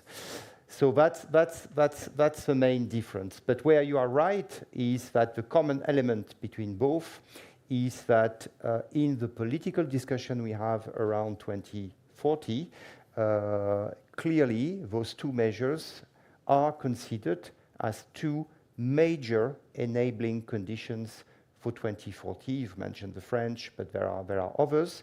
And clearly, for member states, you need to make sure that the industry in Europe keeps its business case at the same time as you stay the course on our climate ambitions. Thomas, you also said that if you were an industrial lobbyist, you wouldn't be signing up for more ambition unless or until the Draghi report was implemented. I guess, that ties into these being enabling conditions for the 2040 discussion. How far have we come? I mean, CBAM or in other places where you feel as an industrial lobbyist, yes, you would be ready to sign up to more ambition and I guess have that regulatory certainty into the future, but with a certain ambition attached to it. CBAM, it's been an idea that's been around since almost the start of the emissions trading system, and only a couple of years ago that it actually was put into place. You talk to different industrial sectors, they will be more critical, more skeptical, or have different views. I think for the cement industry, I think can be a very interesting instrument due to the product also, which is relatively homogeneous and relatively easy to monitor compared to the, let's say, 10,000 steel and chemicals derivatives that are out there. There's one thing we haven't touched upon, and it's also in the Draghi report, and it's also in the CEMBUREAU roadmap, is the energy cost, and then in particular electricity prices, where the Draghi report points out, but doesn't give a lot of solutions, that this marginal pricing set by gas, but disproportionately by gas, and also disproportionately with an CO2 pricing included. So I want to throw a metaphorical, because you have to be careful in Brussels nowadays, hand grenade into the debate. And if we are reviewing the ETS,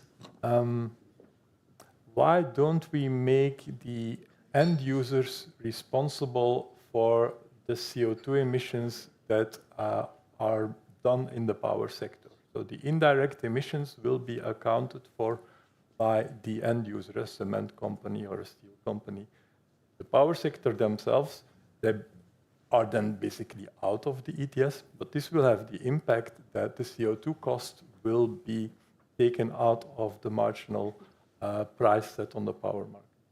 A very dangerous but also interesting idea, because it will also create a major push for these PPAs and the green PPAs, which are mentioned in the Draghi report and which are of interest to many industrial players, because you will want to green your power consumption very fast if you see that the indirect emissions are on your account, and you will have the ability to act on it. And that's the problem right now, with the fact that they are not, is that even if you have a green PPA, you will still be exposed to a certain extent to the carbon price. So that's another thing to look at maybe.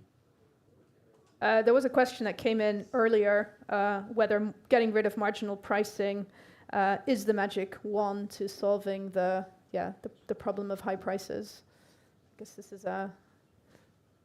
I still have to see, of course, that there are many reforms possible in the power market, and I'm not a power market expert, but I have not seen a system that is better than the marginal cost pricing system for allowing the power sector and also the green part of the power sector to still invest. If we move away from that, you will need to make sure that the operators at the margin still can recover their cost, and then you will move into a more price-regulated system on which, on top, subsidies will have to come via CFDs and so on, and capacity mechanisms. So you're going to something that might not be better in the end. Rose, I don't know to what extent you can answer this. It was a question that came in originally for John, but have a go, which was on CBAM and how concerned are you, I guess it's more broadly the industry, that CBAM will fail to level the playing field, and what for you would make for an effective CBAM? Yes, thank you. And I think my colleague Cedric also referred to our stance here. I think it's imperative that we look at CBAM and close all the holes in it, and there remain holes. And right now, yes, of course, we represent a business that also is operating outside of Europe, but there are many businesses out there who can bring product physically into the European market. And so we need to make sure that we're doing so very cognizant of what are the realities of this. We are not the only industry who are trying to bring in a mechanism to support transparency, to trace origin, to understand this. It's happened in the mining sector for many, many years, right? Making sure that conflict minerals have the visibility. In effect, we're talking about the same mechanism. And how can we do this right? Well, we need, number one, and someone who's worked in digital transformation for many years, we need a technology that can underpin this, right? To give a free flow of pure, fair, and transparent data that is going cross-border. That's the first piece, right? So technology can enable this. That's the beginning. But until we are confident in the standard of quality of that data, until we are confident that there is an auditability in it, and that those sites, wherever they may be in the world, have fully fledged audited processes and data, we need a fail-safe. And we prefer at Holcim to put the fail-safe of a standard penalty until we are confident as an industry and as a single market that everything entering is up to scratch. Now, I believe that that's a fairer, faster way to proceed without having to be at risk of missing the loopholes in the CBAM today. Maybe one follow-up to Patrice, and then we'll take some questions. So more specific questions. One, the issue of free allowances, potential continuation of that, and very specifically, is the Commission open to exploring the WTO compatibility of a continuation of free allowances for goods for export specifically? And the second one, maybe if you could say anything more around the fraud, circumvention, resource shuffling, your thinking on that. How do you define harmful resource shuffling? I realize these proposals are in progress, but just to give us a flavor of your latest thinking on that. Yes, thank you. On the free allowances, we examine all the way to solve the problem of export carbon leakage. And basically, we had two possible routes in order to do it. We could have already opened this year the ETS directive and change the rules on free allowances. We decided not to do it because we thought that that would not be the easiest and the quickest way to get an agreement with the co-legislators in the current context. We decided to take another route, which is to recycle CBAM money into a kind of fund or compensation mechanism whereby we would refund these allowances, which are about to be lost again with CBAM money, which will be a different proposal outside the ETS directive. Economically, it's exactly the same. We are talking about the same amount of money, whether we do it one way or whether we do it the other way. It would come with exactly the same conditions on long-term decarbonization. So really, in terms of conditionality, in terms of economic flows, it's exactly the same. The difference between both is the fact that we were convinced that it would be easier to get an agreement from the co-legislators. And be reassured that we will do this in full compliance with WTO. We will do it through this method exactly as if we had chosen the other one. It cannot be a support to individual exporters proportionate to the level of export they are doing, because here indeed we considered that this could be WTO delicate from a WTO point of view, I would say. So we will need to define, and we explained all this in the communication in July, we will need to define those sectors which are at risk of export carbon leakage based on their trade intensity, but also based on the cost of carbon in the final price.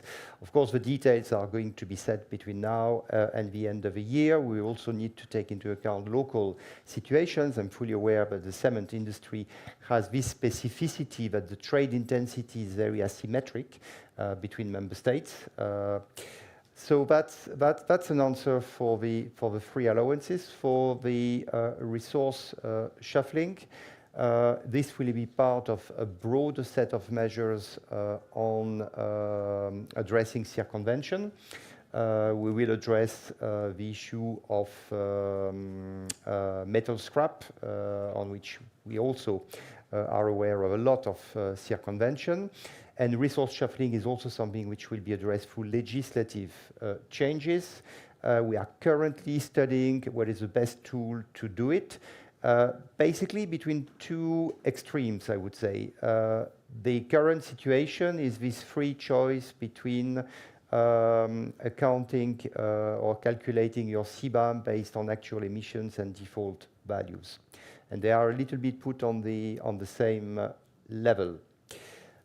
This is something which, in our view, risks creating opportunities for resource shuffling. On the other hand, another extreme would be to completely change the way this is calculated and to go for systematic use of country values.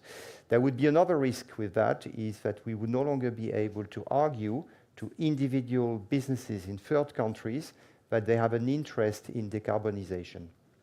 Because if we systematically use country values, they will be disadvantaged if they invest in more clean production routes. So we need to find something in between where we have the right tools in case there is a risk of resource shuffling. It needs to be credible instruments and not just theoretical possibilities. And this is the things which we are currently examining, so I cannot give you much more details at this stage, but we want to have very strong and effective measures without going for systematic use in all cases of country values. Thank you. Are there questions? Yeah, 1, 2. Okay, let's start with 2 or 3. Yeah. Thank you. Yanni Pagnaras from Titan. It was first of all, maybe just a comment for you, Mr. Weiss. There were 4 items on the poll. The 4th just didn't show. So your comments on green procurement and lead markets are really taken very seriously also by us, and we do think it's part of the solution and will help innovation. So we're very supportive of that. My question is mainly to you, Mr. Pillet. We were very, very encouraged to hear that the risks to the industry, both in terms of water tightness and exports, are recognized, and that's why you are working on solutions. At the very end, however, you mentioned that the solution that you are considering for exports cannot be linked to the export flows. And I'm just wondering, how can a solution that affects, for example, promotes investments in some other parts of the industry, can help sustain competitive exports that are currently being lost at a rate over the last 10 years of 1 million tons a year? Okay, let's take, there's a question at the back.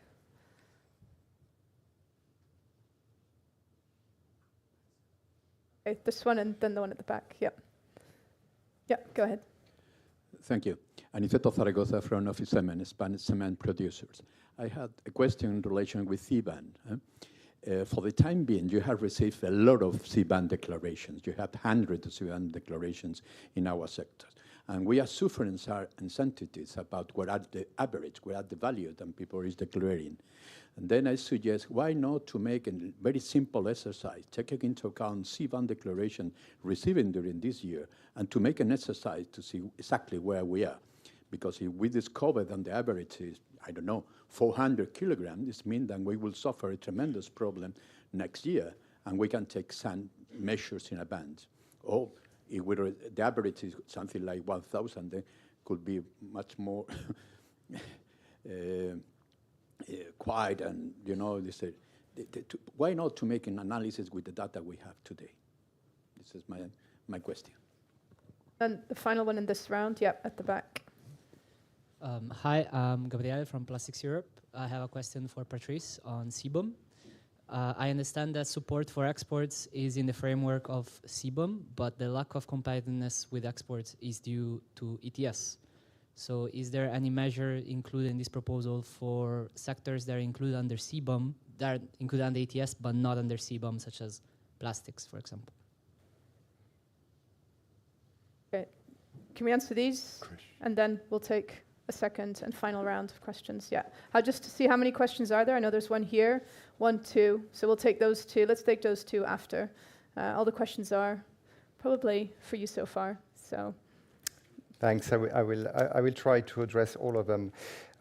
Very good point on the issue of linking the support mechanism to individual exports and individual exporters, or looking at goods at risks of export carbon leakage. And I mean, clearly, what you are saying is something which we have considered. but we also thought that it would have been risky to take a road which would have been WTO doubtful. You are fully aware that CBAM is being attacked by a number of third countries who consider this as a unilateral measure. So we wanted to make sure that whatever we do in strengthening CBAM would not give arguments to those who are using this type of arguments. And that's why we decided to build this mechanism in another way by looking at those productions which are at high risk of carbon leakage. Looking at the trade intensity, where the trade intensity is high, looking at the cost of carbon in the final price, and then refunding allowances on this basis. At the end, the impact will be, of course, positive for those sectors. It's a little bit less granular than if we had gone for a scheme where we would have supported specifically exports. But for these legal and political reasons, we decided to take another route. At least that's what we have described in the July communication. It is true that we have a lot of experience now with the declarations for the transitional period. So the rules for the transitional period, without entering into detail, and for the definitive period will not be exactly the same, but there is a lot of analysis going on this, and clearly the review which we will be making at the end of the year, as well as all the implementing provisions which we are preparing for the definitive period, clearly take into account the experience we have built up to now based on these data. As to the sector of plastic, as I mentioned, this exercise is an exercise where we will be proposing strengthening measures for CBAM, but not extension of CBAM. So there is a whole question around including plastic in CBAM or not. This is a question which will come, which we will address at the right time. But the exercise at the end of the year is clearly limited to the CBAM sectors. Okay, thank you. Let's take the final two questions here and there. Yep. Yes, hello, Winston Beck from Heidelberg Materials. I have two quick questions. One again related to CBAM, the other one related to procurement. On CBAM, I just have a question on the timing issue. I mean, you outlined quite well. First, you started with CBAM being a Swiss cheese, and then you have outlined actually the potential defaults and how you would like to address them. But CBAM is starting on the 1st of January 2026. If you come with a proposal by the end of the year, this will indeed take some time to be discussed and to be implemented, minimum a year, potentially longer. So what are we doing actually in 2026 to address these concerns? And how is the Commission actually working with the customs? Because what we are seeing in some of the member states, that there is the capacity lacking from the national authorities to actually follow up. So and maybe what can we do as an industry? And then on the lead markets, I think we are talking a lot of the technologies we need to decarbonize and how to implement them, but we should really also talk much more about the low carbon and near zero cement and concrete, which is coming out of them. I think procurement was mentioned, but what are the procurement policies we can really drive forward in order to create the markets which you have mentioned, Mr. Wims? And maybe that's also a question for my colleague from Holcim. So what on the procurement side should we really push for in order to drive forward these technologies? Thank you. And yeah, do you hear me? Yeah. Hello, just maybe wake up.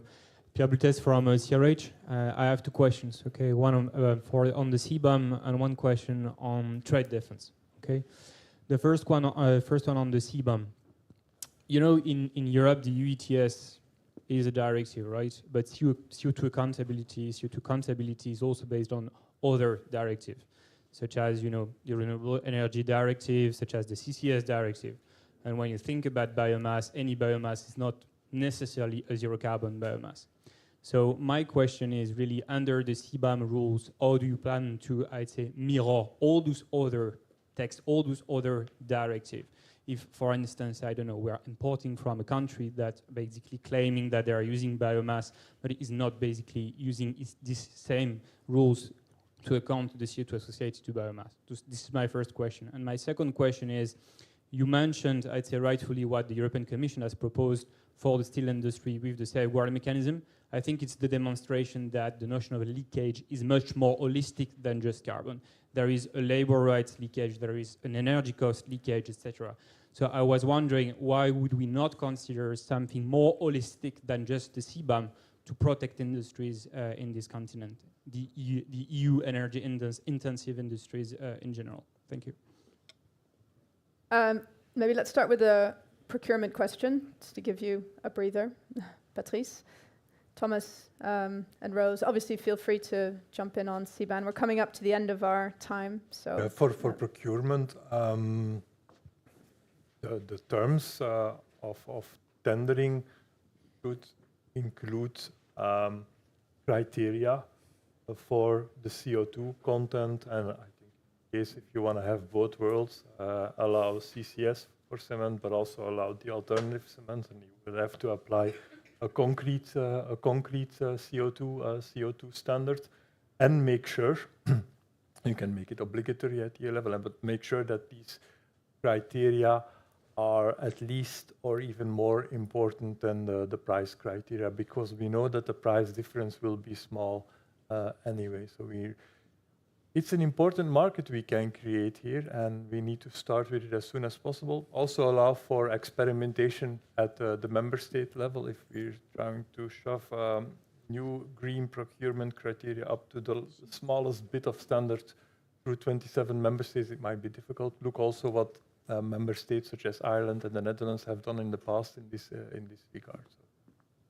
Maybe to complement you, Thomas, I mean, yes, performance-based standards on the product side will make a big difference already, right? We already have constant discussions with municipal governments, with national governments, talking about how to specify through performance of the material, because ultimately this is a structural product or an aesthetic product, but the performance will deliver. And if we can focus in on those performance-based standards, that can help us accelerate the harmonization of these types of products across many member states and the more free flow of that product between the member states. So I think that will make a big difference. And then to follow on from that, therefore, those EPDs become vital, a vital form of currency that goes along with these products to give them the mobility and the transparency for customers. You said it yourself. I'm also concerned that with the specifications will come administration, and the onus will fall on the project developers, who will have to spend so much time trying to legitimize their projects, spending time on consultants rather than saving the money on the product, which ultimately should be delivered by low CO2 products in the long term.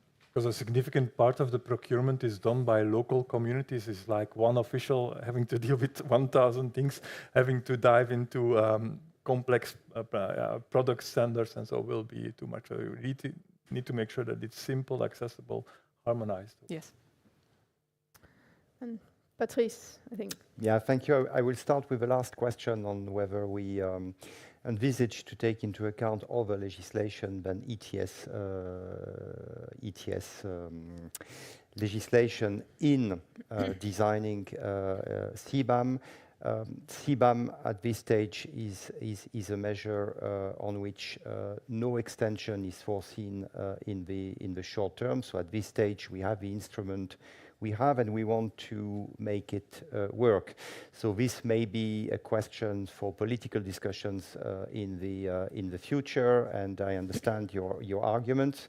One would also need to take into account the administrative simplicity of designing all this. But again, point taken. Certainly not for the reform at the end of this year.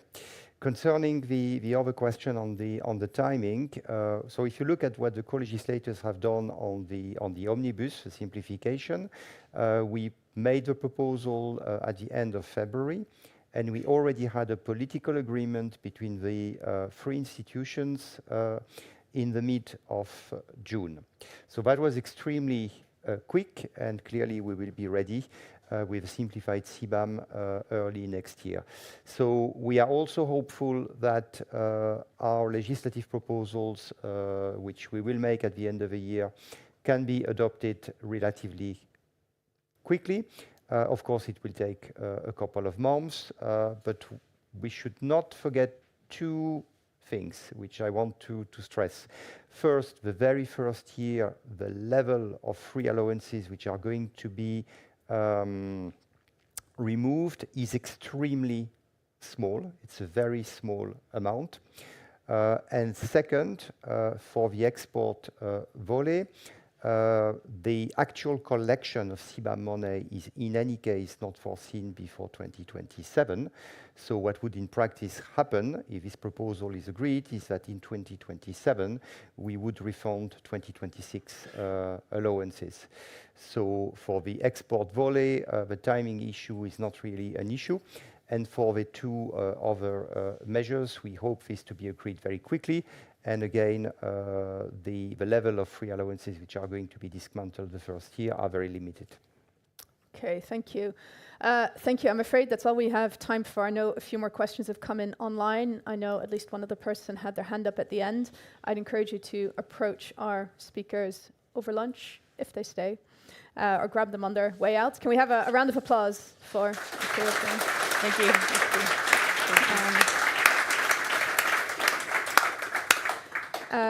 You're free to step down. So we're almost done. A final ask of you. We're gonna, if you return to Slido, we have a word cloud to close with. And speakers, feel free to enter your thoughts in this as well. In one word, or maybe two, I think you're allowed two. What's most needed to combine competitiveness with climate ambition in Europe's industrial transition? And this will provide food for thought for just some closing thoughts from Cleona Cunningham, Public Affairs and Communications Director at Cement Europe. So we'll leave this open, and hopefully some things will come in. And obviously, Cleona, feel free to leave us with your thoughts, and we'll see whether they're a good fit. Absolutely. Good afternoon, everybody. I would like to stand here, but I'm concerned if I stand there, I won't be able to see the word cloud. So I'm going to stand over here. So listening to the conversations this morning, to the panelists, to the keynote speakers, and to indeed our President, John Morrish, as he presented the Cement Action Plan, I think we've all heard a clear message, and I think that message is that the cement sector is ready. We have done our homework, and we are front runner in decarbonisation. However, the transition is at risk due to a lack of regulatory clarity, a lack of infrastructure, and high energy prices. So this needs to be very much taken into account. You know, the sector set out already 5 years ago its decarbonisation goals across the entire cement value chain. In our net zero roadmap, and I think, Cedric, you alluded to that earlier, and this was only 4 months after the publication of the Green Deal. So we were very much ahead of the game, and it has been updated as recently as last year to take into account the progress that has been made. John mentioned 120 projects running across Europe, addressing all of the decarbonisation levers, from circularity to renewable fuels to carbon capture. And we've heard a lot today about enabling conditions, and I'm going to look at our word cloud now. And I'm seeing their sense of urgency, and I think that if I was to give you one takeaway from this morning's discussions, I would like it to be that. We've heard a lot about CBAM. Do I see it on the word cloud? But a number of our speakers have spoken about it. We've also had participants speaking about it from the floor.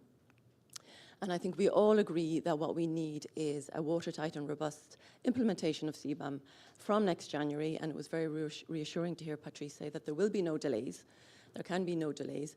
But I think what we all have picked up on nonetheless is that there are still concerns in relation to the benchmark, in relation to resource shuffling, And this is something that we need a clarification on in order to facilitate business decisions. On top of that, we've heard a lot about funding. We've heard a lot about de-risking mechanism, how important that is. Rose, you mentioned that. And we've made a call for 75% of all future EU ETS payments to come back into the sector in the form of a decarbonisation fund. And I think Kurt this morning expressed some positivity towards the principle of that, if not completely to the amount. So it's important to have that conversation, and that conversation needs to go ahead. And in terms of other enabling conditions, I would say they could be summed up very much as access. So access to CO2 storage and infrastructure at fair and reasonable conditions. Access to low carbon, affordable energy. And that's a topic that has come back and back again. And indeed, John, you mentioned energy prices, I think, were the bedrock. If I'm not wrong, MEP Penakova said it was the road to success or the key to success. So we also need access to bio-waste and material.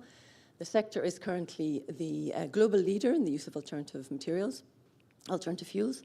And we've coming from 2%, I believe, in 1990 to already 58%. And we're aiming to get to 95%, of course, by 2050. So we need that. And then lead markets. So we need a business case for the production of low-carbon cement. And we've talked a lot about that, particularly the role that public procurement can play. And Thomas talked a lot about that. 30% of cement is being purchased under public procurement, so there's a real business case needed there. So if we refer back to the action plan, I think we can agree that this is more than just a policy document. It's a blueprint for industrial competitiveness. It is a call to action. As John said, it is a call for policy partnership, and I think the message is clear. We're ready, the sector is ready, but we can't do it alone. There you will receive, for those in the room, you can receive a hard copy of the Cement Action Plan outside. And for those who are online, thank you for still being with us. And you can, of course, find a digital version of the document on our Cement Europe website, which brings me very much to the other exciting news of the day. Our association has become Cement Europe. And as John said, this isn't just about optics. This is very much a declaration of ambition and intent, and I think a good reflection of how the sector stands, what we bring to Europe. So we also have a very nice new logo, which we hope you will like as much as we do. So on that positive note, I would just like to thank all our speakers for being with us this morning. We could not have had this discussion without your invaluable insight. I would like to thank our moderator, Sonia, for moderation of this event, and the Cement Europe team for the organization of this event. A particular shout out to the communications team, Bada and Patricia, for all the work that they have done in recent months on this. And to thank you all for being with us this morning, for your support for Cement Europe. Thank you, and we look forward to seeing you at our future events.